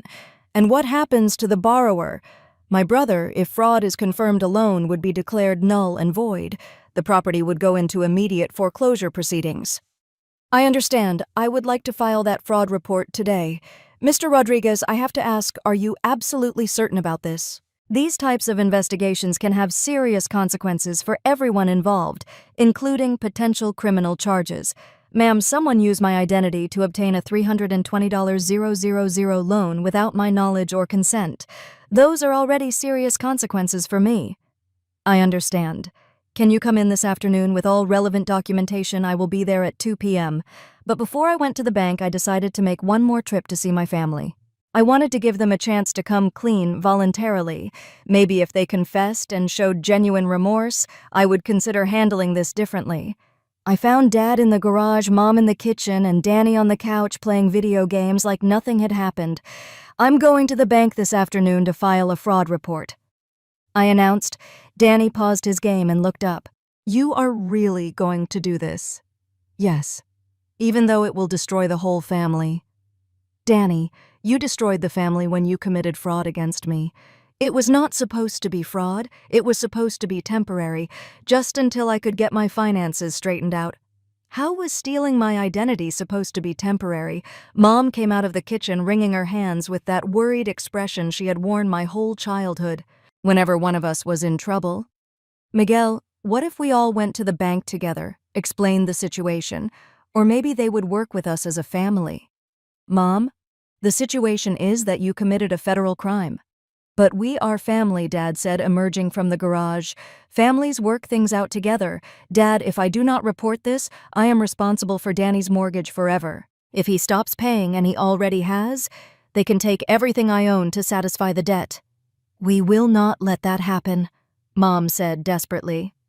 Poor Mom, you are going to pay a $2,400 mortgage every month on your retirement income. We will figure something out. Maybe we can refinance this house, take out a loan against our life insurance. With what money Danny owes $30,000 in gambling debts right now. How is he going to make mortgage payments when he cannot even pay his bookies? Danny stood up from the couch, finally looking serious. I told you I have got a system now. I'm going to win that money back and get caught up. Danny, you have been gambling for 8 years. When have you ever won money back long term? This time is different. I have been studying the odds, learning from my mistakes. It is never different, Danny. You are addicted. You need professional help. I do not need help. I need my family to support me instead of trying to destroy me. Support you. Danny, I have been supporting you for years. I have given this family over $25,000 over the past 5 years because you kept gambling away your rent money and car payments. That was different. How was it different? Because you gave that money willingly, and now you have taken $320,000 without asking. It is not the same thing. I looked around the room at these 3 people who had raised me, who had taught me right from wrong, who had somehow convinced themselves that stealing my identity was acceptable because it was for family. I am going to the bank, I said. I'm filing the fraud report, then I'm calling the FBI. Miguel, Mom said please. What if Danny pays back the missing payments? What if he gets help for the gambling, Mom? It is too late for that. It is never too late for family. You are right, Mom. It is never too late for family. That is why you should have thought about family before you stole from me. As I walked to my truck, Danny followed me outside. Miguel, wait. Let me ask you something. What? How much is your monthly take-home after taxes and everything? Why does that matter? Just tell me about $8,500. And how much do you spend every month on living expenses? I do not know. Maybe $4,000. So you are saving like $4,500 every month, Danny. What is your point? My point is $2,400 a month for this mortgage is nothing to you. You spend more than that on your truck, payment and insurance. I stared at him in disbelief. Danny, are you seriously asking me to pay for a house that you bought by stealing my identity? I am asking you to help your brother who made a mistake. A mistake, Danny, you did not accidentally sign my name. You planned this for months. I found your online post. Okay, fine, but I am still your brother. No, Danny, brothers do not steal from each other. You were just a gambling addict who happens to share my last name. That afternoon, I walked into First National Bank with a folder full of evidence and a digital recorder in my pocket. Patricia met me in a conference room with 2 other bank officials, a manager and someone from their legal department. Meister, Rodriguez Patricia said. We appreciate you coming in to discuss the situation. Before we start, I said, I want to make sure we are all clear about what we are discussing. Someone used my identity to fraudulently obtain a $320,000 mortgage loan. This is a federal crime. The legal person nodded seriously. We understand the gravity of the allegation. Good. I have brought comprehensive documentation proving that I never applied for this loan, never signed these documents, and never gave permission for anyone to use my name or personal information. I opened my folder and started laying out evidence, methodically my detailed work schedule, showing I was on a job site in Louisiana the day the loan was supposedly signed. A professional forensic signature analysis. I had paid $800 for showing the signatures did not match my verified samples. Screenshots from Danny's social media showing him bragging about his new house and posting pictures of the keys. Bank records showing the down payment came from my parents' savings account, not Danny's printouts of Danny's online forum post discussing the fraud scheme. This is quite thorough, the manager said, looking increasingly uncomfortable. I am an engineer. I believe in proper documentation and evidence. Mr. Rodriguez, the legal person said, assuming we confirmed fraud occurred. What outcome are you seeking? I want my name removed from this loan immediately. I want it reported to the appropriate authorities as fraud. And I want to make sure this can never happen to me or anyone else again. We can certainly remove you from the loan if fraud is confirmed, but you understand this would trigger immediate foreclosure proceedings. I understand, and your brother would lose the house. I understand, and your family would likely face serious criminal charges. I understand that too. Patricia leaned forward. Mr. Rodriguez, this seems like a family matter that got out of hand. Are you sure you want to pursue this to the fullest extent of the law? That is when I gave them the response that left them speechless.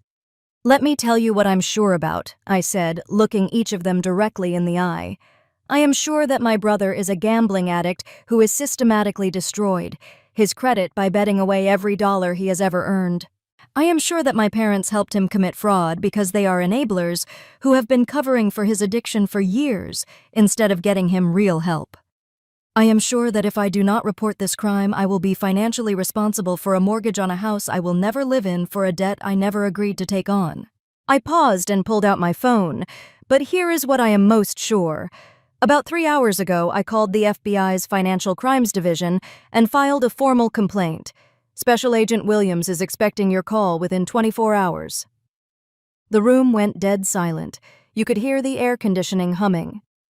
I also called the Texas Department of Banking and filed a complaint about your bank's lending practices. How exactly does a reputable financial institution approve a $320,000 mortgage without properly verifying that the cosigner actually signed the documents? The manager's face went pale. And one more thing. I continued calmly. I called the district attorney's office and spoke with the prosecutor who handles mortgage fraud cases. They are very interested in this case, especially the part where my brother posted about his plans on social media 6 months before committing the actual fraud. I stood up and closed my folder. So yes, I am absolutely sure I want to pursue this to the fullest extent, because the only thing worse than being the victim of a crime is being the victim of a crime and doing nothing about it. The legal person finally spoke. Mr. Rodriguez, we will need to conduct our own investigation. No, you misunderstand. The investigation is already happening. The FBI will be here Monday morning with federal warrants for all loan documents, security camera footage, and employee interviews. I am not here to start an investigation. I am here to inform you that you are already part of one. I headed for the door, then turned back. Oh, and one more thing. When you call my brother to tell him about the foreclosure, you might want to mention that his internet search history is part of the federal investigation. Apparently, researching how to forge signatures and mortgage fraud penalties was not very smart. The manager stood up quickly. Mr. Rodriguez, surely we can work something out. The time for working something out was before your bank approved a fraudulent loan. Now you get to work it out with federal investigators. I walked out of that bank feeling better than I had in weeks. But the real satisfaction was still coming. The FBI moved faster than I expected. By Wednesday of the following week, they had executed search warrants on my parents' house, Danny's house, and the bank's records. What they found was much worse than I had imagined. Danny had not just committed mortgage fraud, he had been running a systematic scheme for over a year. They found forged documents with my signature on 3 different loan applications at various banks, multiple fake pay stubs showing me earning $200,000 per year at a company that did not exist.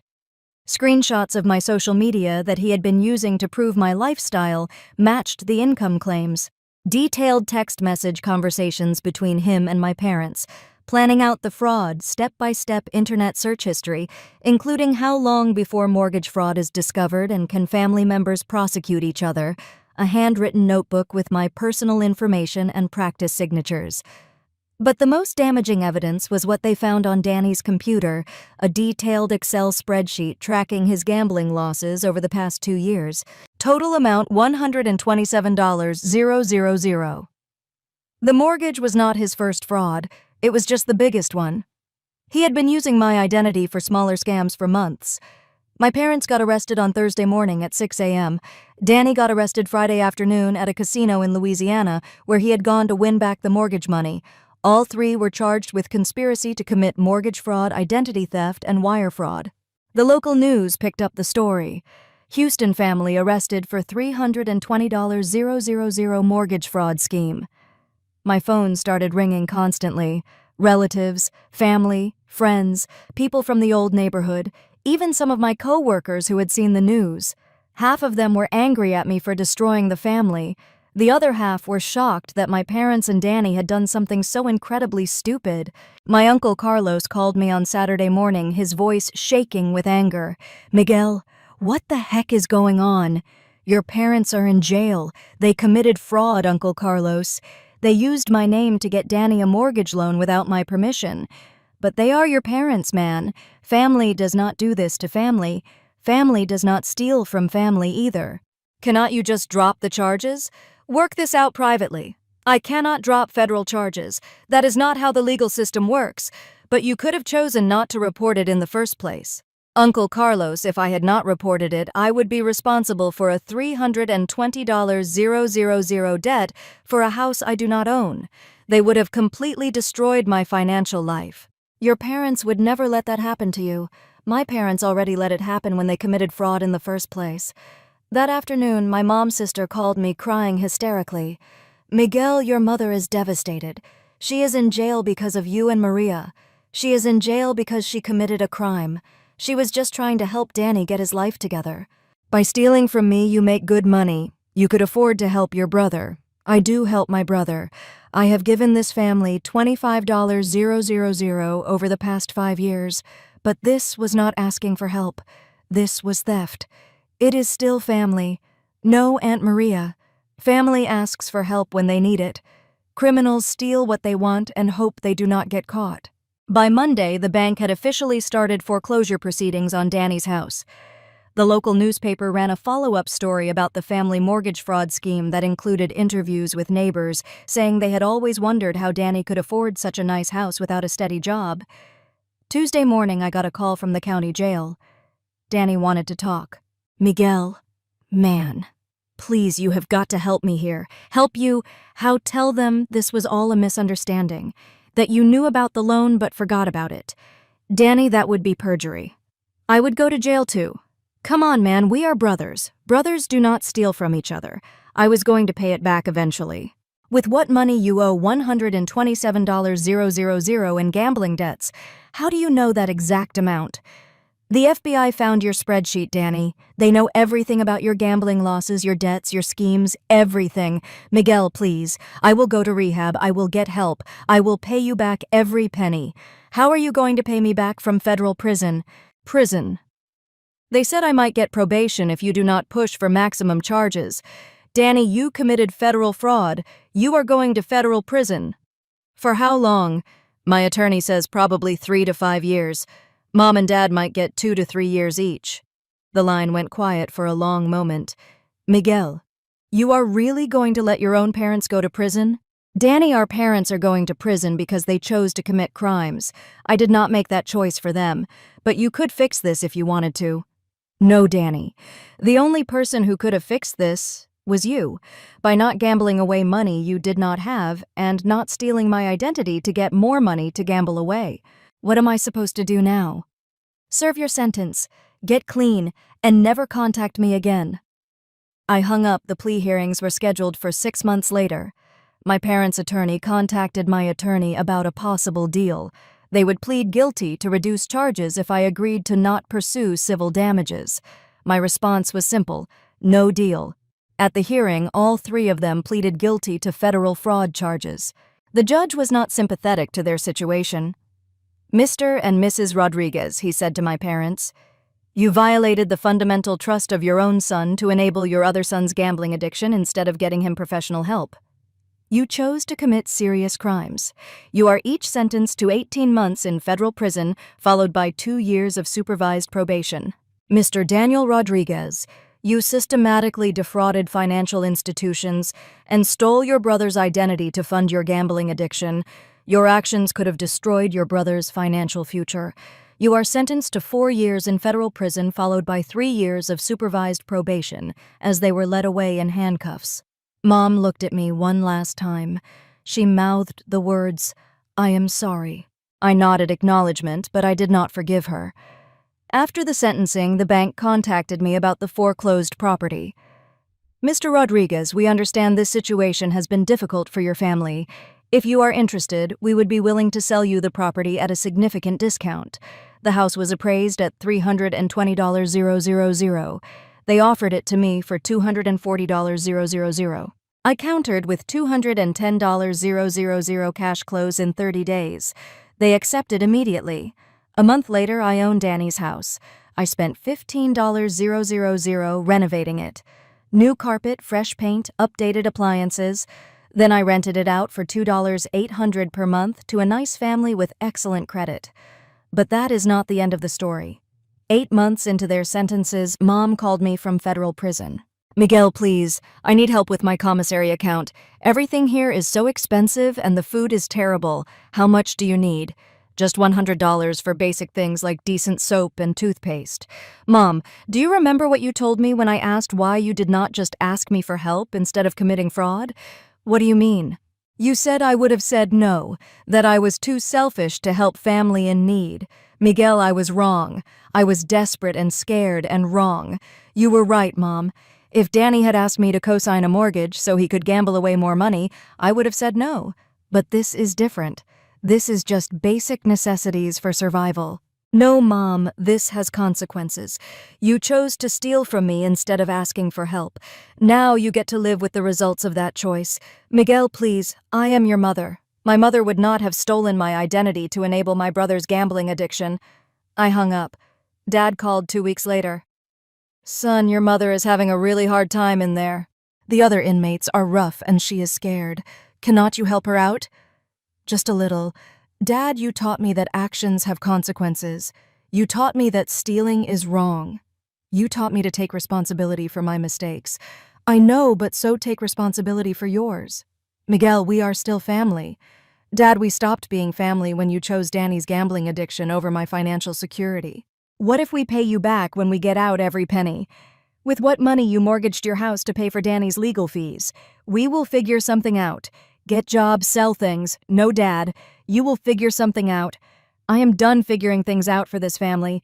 Danny called me last month from prison. Miguel, I have been clean for 18 months now. I am going to Gamblers Anonymous meetings every day. I am a completely different person. Good for you. I want to make amends. I want to pay you back for everything I cost you. How much do you think you owe me? I do not know. Maybe $50,000 for the trouble and legal fees. Danny, you cost me $15,000 in attorney fees. $5,000 in forensic accounting and investigation costs, and about 200 hours of my time dealing with this mess, plus emotional damages and the stress you put me through. How much is that total? My attorney calculated it at $127,000, the exact amount you lost gambling over 2 years. I do not have that kind of money. I know that is why I bought your house. You bought my house, yep. Got it for $210,000 at the foreclosure auction. Put $15,000 into renovations. It is worth about $340,000 now. You are making money off my house. I am making money off the house you bought with my stolen identity. The house you lost because you could not stop gambling long enough to make the payments. That is messed up, man. Danny, you want to know what is messed up? What is messed up is a gambling addict stealing his brother's identity to buy a house, then losing it because he bet the mortgage payments on fantasy football. I am not that person anymore. Prove it. Stay clean for 5 years. Get a real job when you get out. Pay your own bills. Then maybe we can talk. And until then, enjoy the 3 more years you have left in federal prison. Yesterday, I got my monthly rental check from Danny's old house, $2,800. I have collected over $30,000 in rent so far. The house is appreciated to $350,000. My total profit on their fraud about $125,000 and counting. Sometimes people ask me if I regret prosecuting my own family, if I think I was too harsh or unforgiving. The answer is absolutely not. They did not think of me as family when they stole from me. They thought of me as a piggy bank, someone whose credit and identity they could use to solve Danny's gambling problems without consequences. They were wrong about the consequences. Every month when I deposit that rental check, I remember something important. Enablers only exist when their victims let them. I did not let them. And now they get to live with the consequences while I profit from their crimes. Justice is not just about punishment. Sometimes it is about turning your attackers' weapons against them. They used my identity to commit fraud. I used their fraud to build wealth. Turns out I learned more from their crime than they did. Story 4. My name is Sarah, and I'm 35 years old. I'm a divorced mom raising my incredible 12-year-old son Jake on my own. My older brother Marcus and I have always been tight, or so I thought. When his engagement party invitation arrived last Tuesday, Jake and I were over the moon. But my excitement crashed when I read the small print at the bottom. Adults only celebration. No children under 16 permitted. My heart sank. Jake wasn't just any kid. He was Marcus's nephew, the boy my brother had helped raise after my messy divorce 3 years ago. Before I tell you what happened next, drop a comment letting me know where you're watching from. Hit subscribe if you've ever felt betrayed by family who should have your back. Growing up in Phoenix, Marcus and I were inseparable despite our 4-year age gap. Our parents ran a small bakery working dawn to dusk every day. As the older sibling, Marcus naturally became my protector. He walked me to school, helped with my homework, and scared away bullies who dared mess with his little sister. I'll never forget when I was 8 and Marcus was 12. Some kids at the playground were making fun of my thick glasses and calling me Four Eyes. Marcus appeared out of nowhere, stood between them and me, and said, "My sister is the smartest kid in this school. Pick on someone your own size, like me." Those bullies never bothered me again. Marcus was there for every milestone. My first school dance, my graduation, my wedding to Tom when I was 24. He stood as my man of honor because, honestly, no one else understood me like he did. When Jake was born, Marcus was the second person to hold him after Tom. The look of pure joy on his face as he cradled his tiny nephew is burned into my memory forever. Then everything changed when I turned 29. Tom started staying late at work, becoming distant and cold. I found text messages to his secretary that shattered my world. The divorce was brutal. Tom moved to Seattle with his new girlfriend, sending sporadic child support checks and calling Jake maybe twice a month. Those first 2 years as a single mom nearly broke me. I worked at a dental office during the day and cleaned offices at night just to keep our small apartment. Some nights I cried in my car after Jake fell asleep, wondering how I'd pay for his school clothes or if we'd have to move again. Marcus became our lifeline. He watched Jake every weekend so I could work extra shifts. He helped with groceries when money was tight and even covered our car repair when the transmission died. More than that, he became the father figure Jake desperately needed. Marcus taught Jake how to throw a football, helped him with math homework, and took him camping every summer. They had Saturday morning pancake traditions that lasted for hours, Jake giggling as Marcus flipped pancakes higher and higher.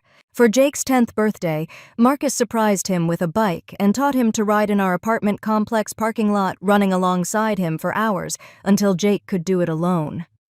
"Uncle Marcus is the coolest," Jake would tell his friends constantly.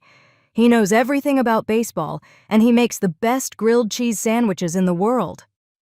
Everything shifted 8 months ago when Marcus met Victoria at his law firm's holiday party. Victoria came from serious money. Her father owned half the office buildings downtown. She lived in a penthouse, drove a Tesla, and moved in social circles that made our middle-class background feel suddenly inadequate. At first, I was thrilled Marcus found someone who made him happy. He deserved love after focusing so much on helping Jake and me rebuild our lives. But gradually, I noticed changes that worried me. Marcus started canceling our family dinners, claiming Victoria had prior commitments that required his attendance. The camping trips with Jake stopped. When I asked about it, Marcus said Victoria thought camping was unsanitary and primitive. His wardrobe transformed from casual jeans and polo shirts to expensive suits even on weekends. He traded his reliable Honda for a luxury BMW that Victoria said better reflected his status as a successful attorney. Most painful was watching Jake's confusion as his beloved uncle became increasingly unavailable. "Why doesn't Uncle Marcus want to hang out anymore?" Jake asked after Marcus missed his school play, something he'd never done before.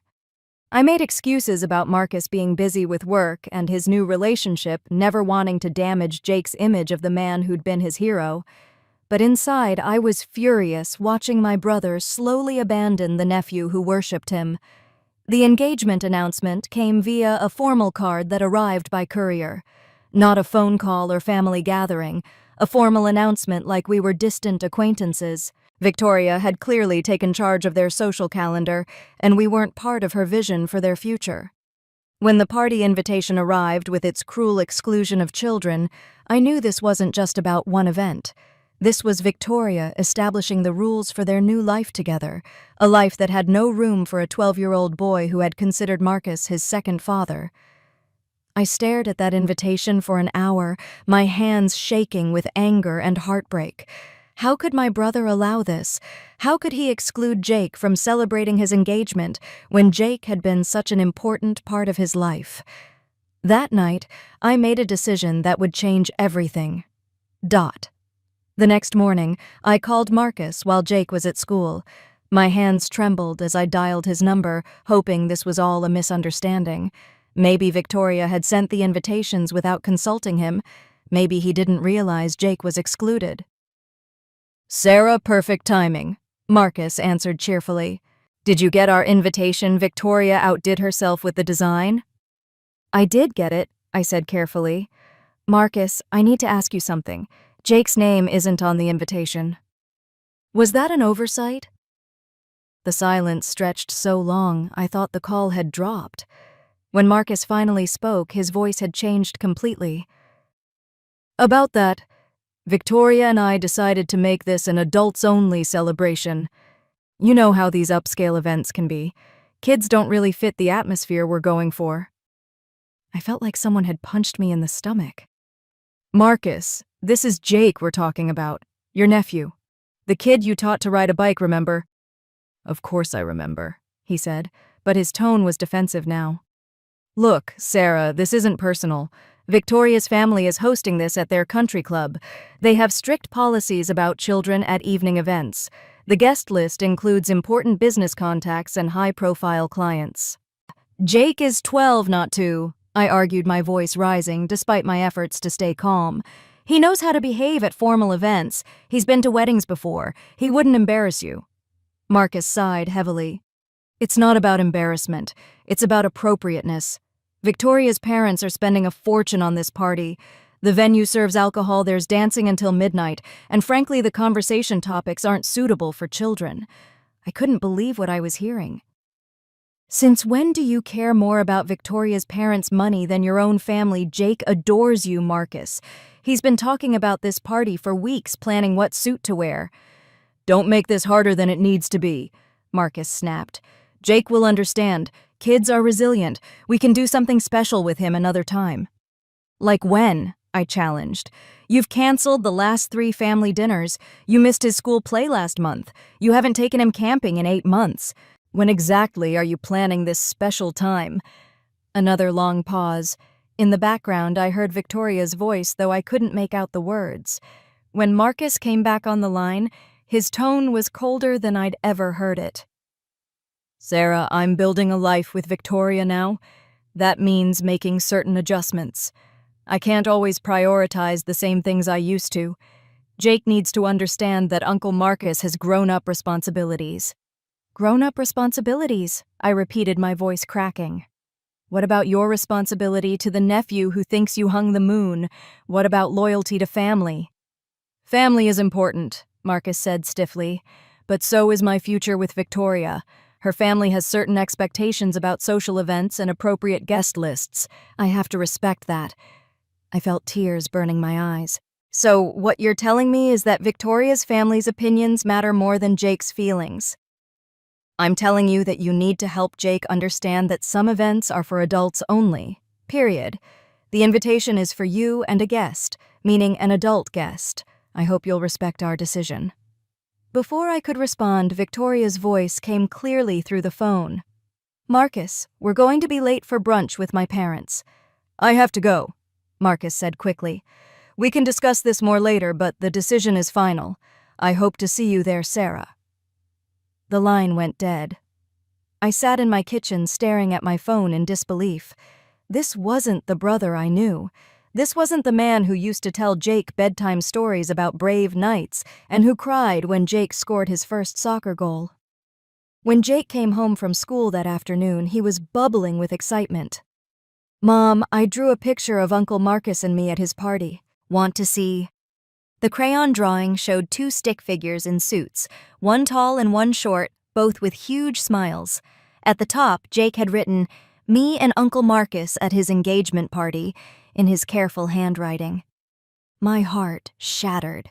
How could I tell this sweet boy that his hero didn't want him there? "Jake, honey, we need to talk about Uncle Marcus's party." His face fell instantly. Kids have incredible intuition about bad news. "What's wrong? Are we not going?" I knelt down to his eye level, choosing my words carefully.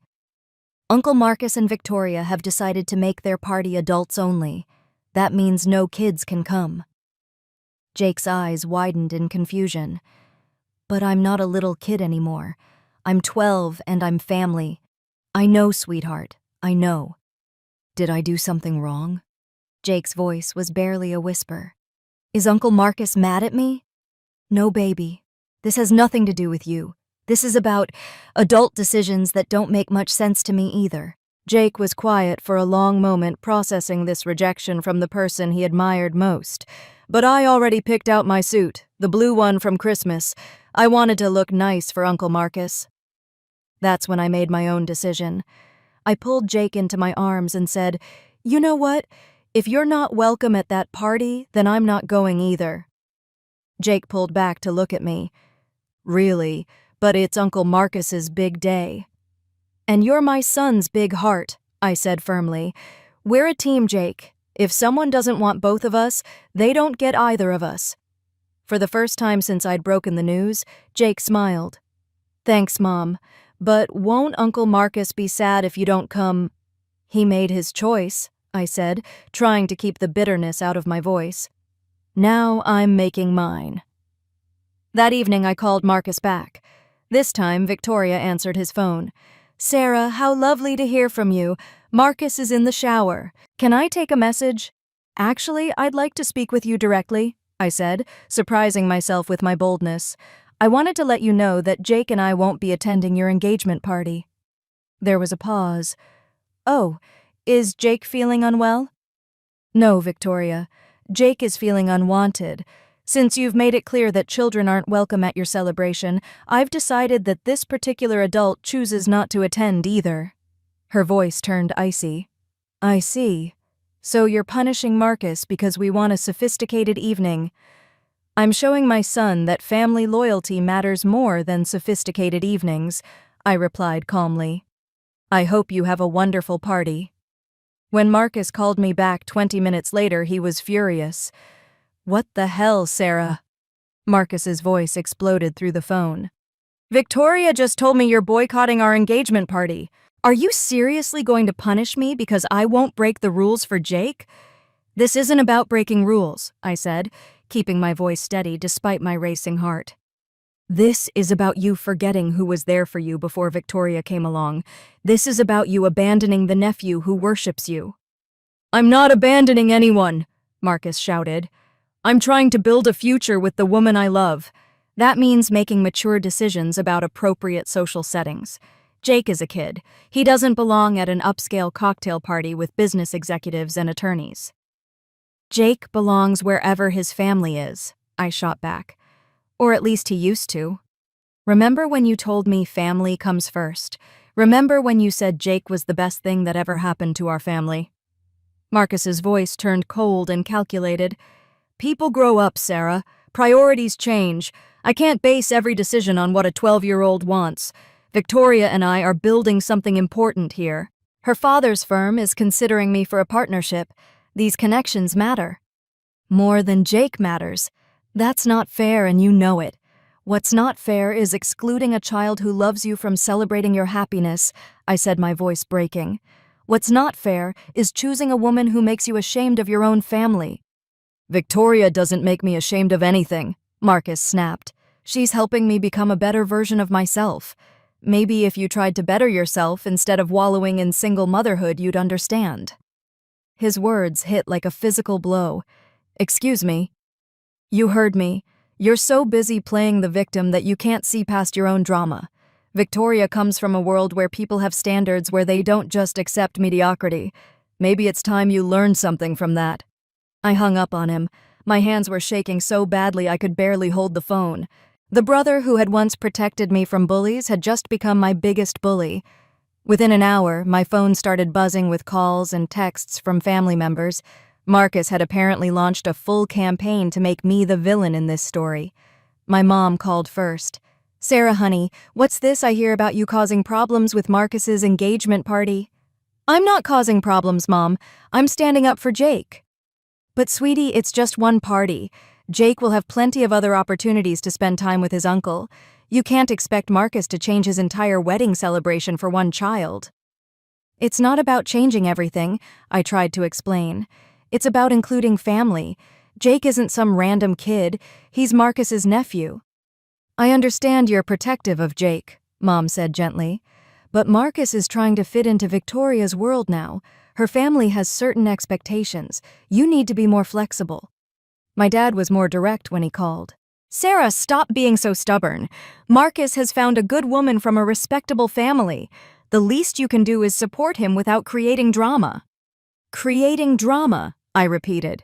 Dad, they excluded your grandson from a family celebration. Jake is 12.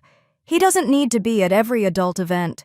When I was his age, children weren't included in grown-up parties. We survived just fine.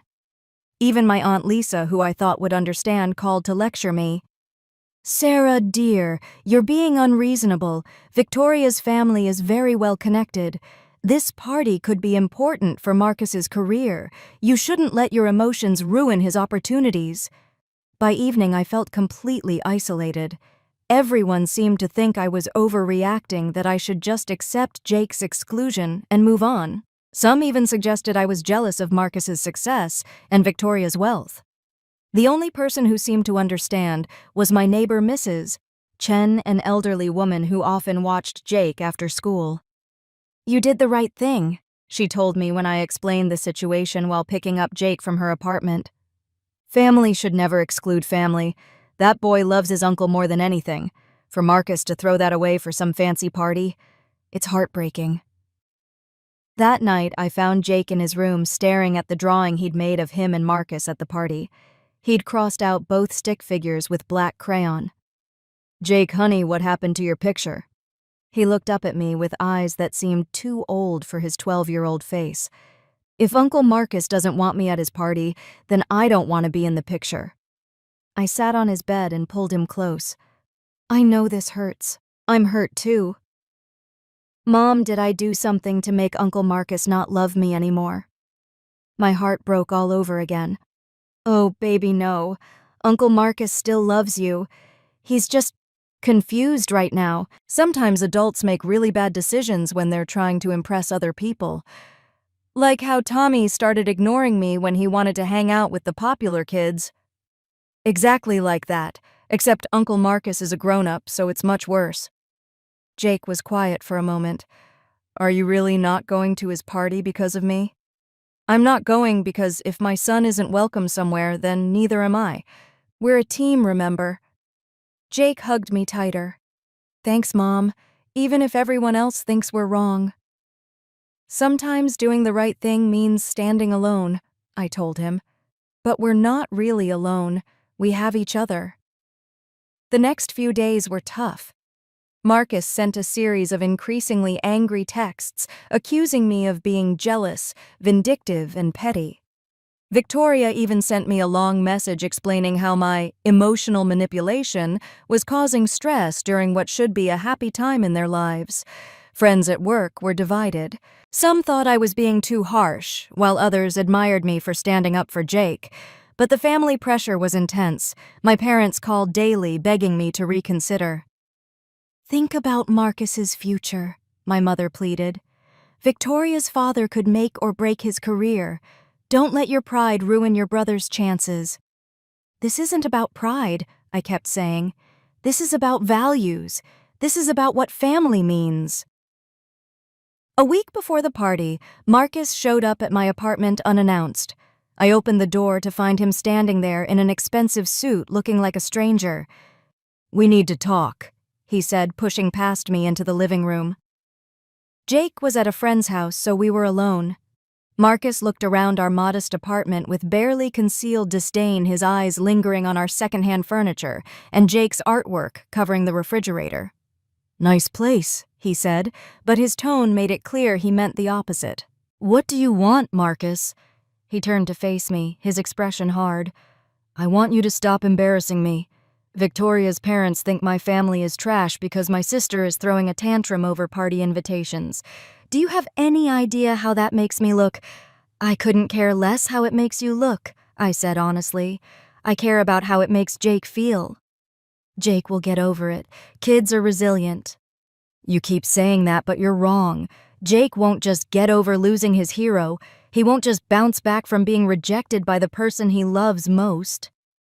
Marcus's face softened for just a moment, and I saw a flicker of the brother I used to know.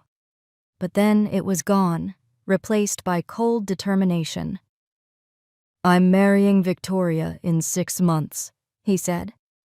Our life together is my priority now.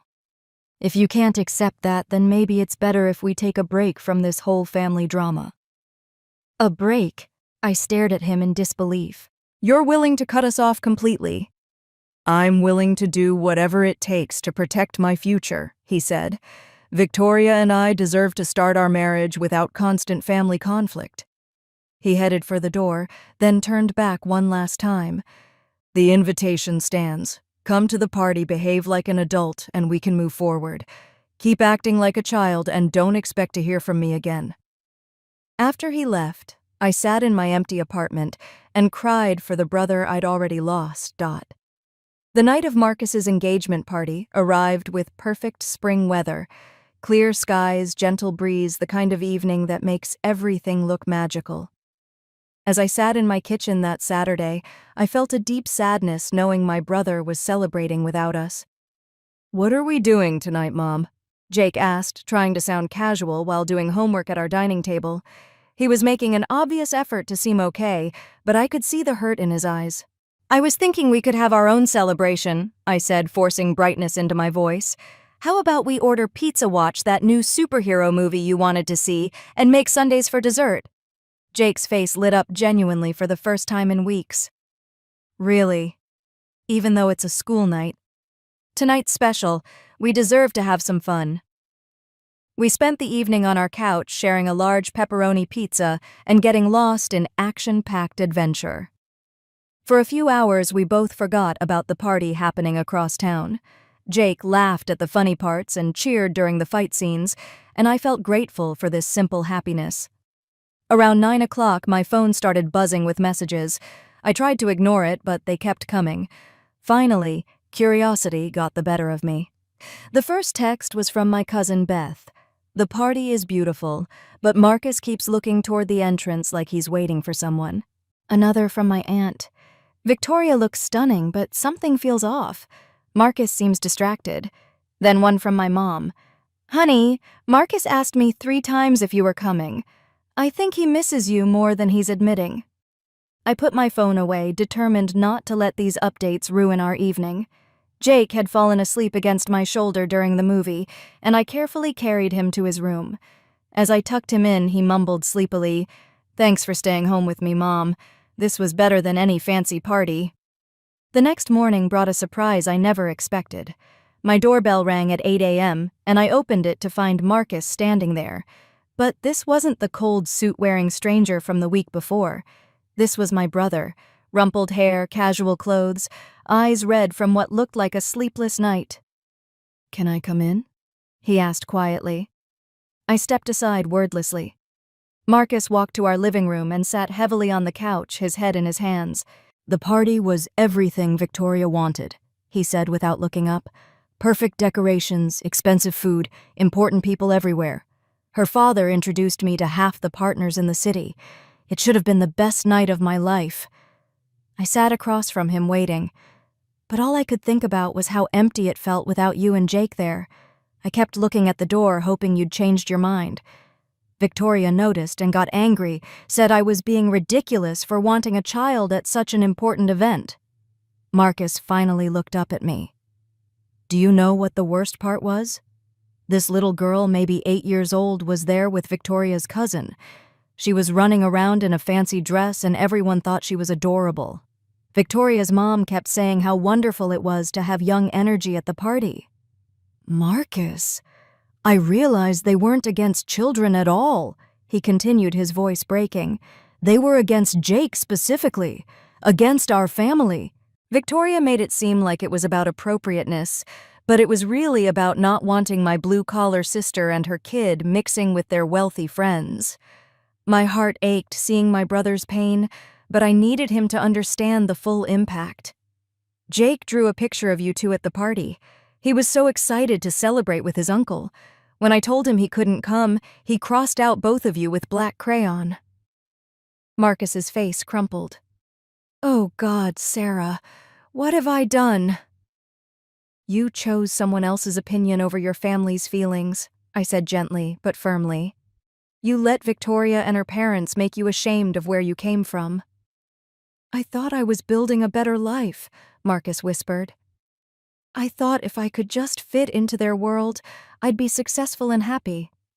But last night, surrounded by all those people who don't really know me, I felt more alone than I've ever felt in my life." "Where's Victoria now?" Marcus laughed bitterly. "Probably planning our wedding with her mother. She's furious that I left the party early, said I was being unprofessional and embarrassing her family. We had a huge fight this morning." Just then, Jake emerged from his bedroom in pajamas, rubbing sleep from his eyes. He stopped short when he saw Marcus. "Uncle Marcus." Jake's voice was small, uncertain. Marcus looked at his nephew. Really looked at him, for the first time in months. "Hey, buddy." "What are you doing here?" Jake asked, not moving closer. "I came to apologize," Marcus said, getting down on one knee so he was at Jake's eye level. "I made a terrible mistake, Jake. I hurt you, and I hurt your mom, and I'm so sorry." Jake studied his uncle's face carefully. "Are you still marrying Victoria?" The question hung in the air. Marcus glanced at me, then back at Jake. "I don't know, buddy. I'm figuring some things out right now." "She doesn't like me, does she?" Jake asked with the brutal honesty of childhood. Marcus's eyes filled with tears. "It doesn't matter what she likes. What matters is that I love you, and I should never have let anyone make me forget that." For the first time in months, Jake smiled at his uncle. "I missed you. I missed you too, more than you'll ever know." Marcus spent the rest of the morning with us. We made pancakes together, his first time cooking in our kitchen in almost a year. Jake chattered excitedly, telling his uncle about school, his soccer team, and everything Marcus had missed. "Mom stood up for me," Jake announced while flipping a pancake. "She said if I wasn't welcome at your party, then she wasn't going either." Marcus looked at me with something like wonder. She did. We're a team, Jake said proudly. Mom always has my back. Your mom is the strongest person I know, Marcus said quietly. I forgot that for a while, but I remember now. After breakfast, Marcus asked to speak with me privately. We stepped onto my small balcony while Jake watched cartoons. I don't know how to fix this, Marcus said. Victoria and I think we're done. Her parents made it clear this morning that they consider our family an embarrassment. Victoria agreed with them. I'm sorry, I said, and I meant it. Despite everything, I didn't want my brother to be hurt. Don't be sorry. You were right about everything. I got so caught up in their money and status that I forgot who I really am. I forgot what actually matters. Marcus looked back through the window at Jake, who was laughing at something on TV. He's grown so much. I've missed so much of his life chasing after something that was never real. It's not too late, I said. Jake loves you. He's been waiting for his uncle to come back. What about you?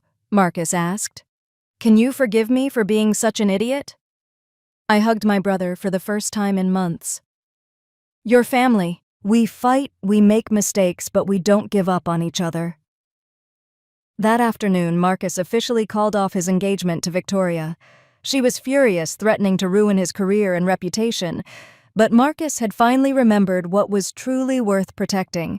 The fallout would be messy, but sitting in my living room watching my brother teach Jake a new card game, I knew we'd made it through the worst of it. Family had won. The next few weeks were a whirlwind of drama and healing. Victoria didn't take the breakup well. She called me personally to blame me for poisoning Marcus against her, claiming I was jealous of their relationship and couldn't stand to see my brother happy. You manipulated him with that child, she accused, during a particularly nasty phone call. Marcus was finally becoming someone respectable, and you dragged him back down to your level. If being respectable means abandoning family, I replied calmly, then I'm glad Marcus chose to be a good person instead. Victoria hung up on me, but not before threatening to make sure Marcus never worked at another prestigious law firm in the city.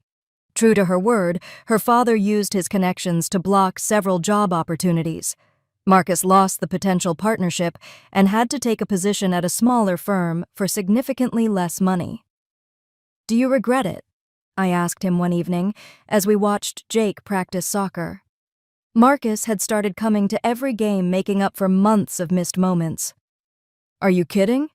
Marcus laughed, pointing at Jake, who had just scored a goal and was looking directly at us for approval. Look at his face. That joy, that love. You can't put a price on that. I was an idiot to think money and status could replace this. Our parents took longer to come around. They were devastated about the broken engagement and worried about Marcus's career prospects.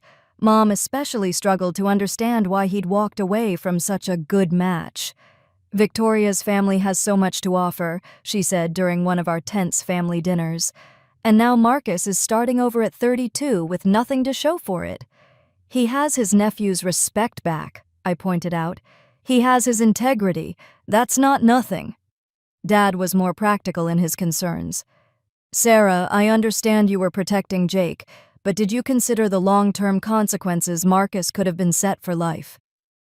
Being set for life doesn't mean much if you lose your soul in the process, Marcus said quietly. Victoria's family wanted to change everything about who I am. They were embarrassed by where I came from, by you two, by Sarah and Jake. That's not love, that's a business transaction. And it took several more family dinners and many honest conversations, but gradually our parents began to see what had really happened. The turning point came when Jake innocently asked his grandmother, "Are you ashamed of me too, Grandma?" Mom's face went white. "Of course not, sweetheart. Why would you ask that?" "Because Victoria's family was ashamed of me and Mommy. Uncle Marcus said so. I just wondered if you thought I wasn't good enough either." That night, Mom called me in tears. I didn't realize how this looked to Jake. I was so focused on Marcus's opportunities that I forgot about that sweet boy's feelings. You were right to protect him. Meanwhile, Marcus was working hard to rebuild his relationship with Jake. He started small, showing up for soccer games, helping with homework, taking Jake out for ice cream after school. Slowly, the easy friendship they'd once shared began to return. "Uncle Marcus want to see something cool?" Jake asked one Saturday afternoon. He led us to his room and pulled out a box from under his bed. Inside were all the pictures and mementos from their relationship. Camping photos, ticket stubs from baseball games, drawings Jake had made of the two of them. "I saved everything," Jake explained. "Even when I was mad, I couldn't throw them away. I kept hoping you'd remember how much fun we used to have." Marcus picked up a photo of the two of them roasting marshmallows on their last camping trip. "I never forgot, buddy. I just got confused about what was important. But I promise you that will never happen again." "Really?" "Even if you meet another girlfriend." Marcus ruffled Jake's hair. "Especially then. Any woman who doesn't love my nephew isn't worth my time." 3 months after the broken engagement, Marcus surprised us both. "I've been thinking," he said during one of our Sunday family dinners.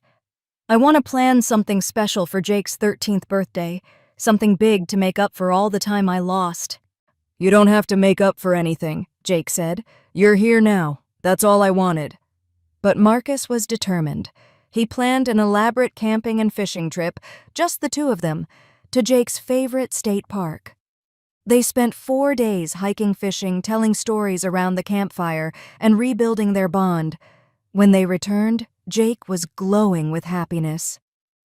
Mom, Uncle Marcus remembered everything, my favorite fishing spot, the ghost stories we used to tell, even how I like my hot chocolate with extra marshmallows. Marcus looked more relaxed and genuinely happy than I'd seen him in over a year. "We talked about everything," he told me later. "About the engagement, about Victoria, about how sorry I am for hurting him. That kid has the biggest heart. He forgave me completely." "He loves you," I said simply. "He always did, even when you couldn't see it." "I know that now, and I know something else too. You're an amazing mother, Sarah. The way you stood up for him, the way you put his feelings first, even when everyone was against you. Jake is lucky to have you." The real test came when Marcus started dating again 6 months later. He met Emma, a teacher at Jake's school, during a parent-teacher conference. She was kind, down to earth, and most importantly, she genuinely enjoyed spending time with Jake. "I like her," Jake announced after their first family dinner together. "She's funny, and she didn't try to pretend I wasn't here like Victoria did. Plus, she knows more about baseball than Uncle Marcus does." Emma laughed. "I grew up with 3 brothers. Baseball was survival in my house." Watching Marcus with Emma, I could see the difference immediately.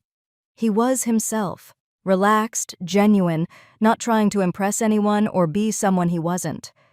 Emma didn't care that he drove a Honda instead of a BMW or that he worked at a smaller law firm. She cared that he was kind, loyal, and devoted to his family. "This feels right," Marcus told me one evening after Emma had gone home. "With Victoria, I was constantly performing, trying to be worthy of her world. With Emma, I can just be myself." "And Jake?" Marcus smiled. "Emma asked if Jake could help her plan a surprise birthday party for me. She said any party planning should include the most important person in my life." On Marcus's 33rd birthday, the 3 of them, Marcus, Emma, and Jake, surprised me with dinner at our favorite family restaurant. It wasn't fancy or expensive, but it was filled with laughter and love. "Thank you," Marcus said to me as we watched Jake show Emma how to properly dip French fries in a milkshake. "For what?" "For not giving up on me, for protecting Jake when I couldn't see straight, for showing me what really matters." I squeezed his hand. "That's what family does.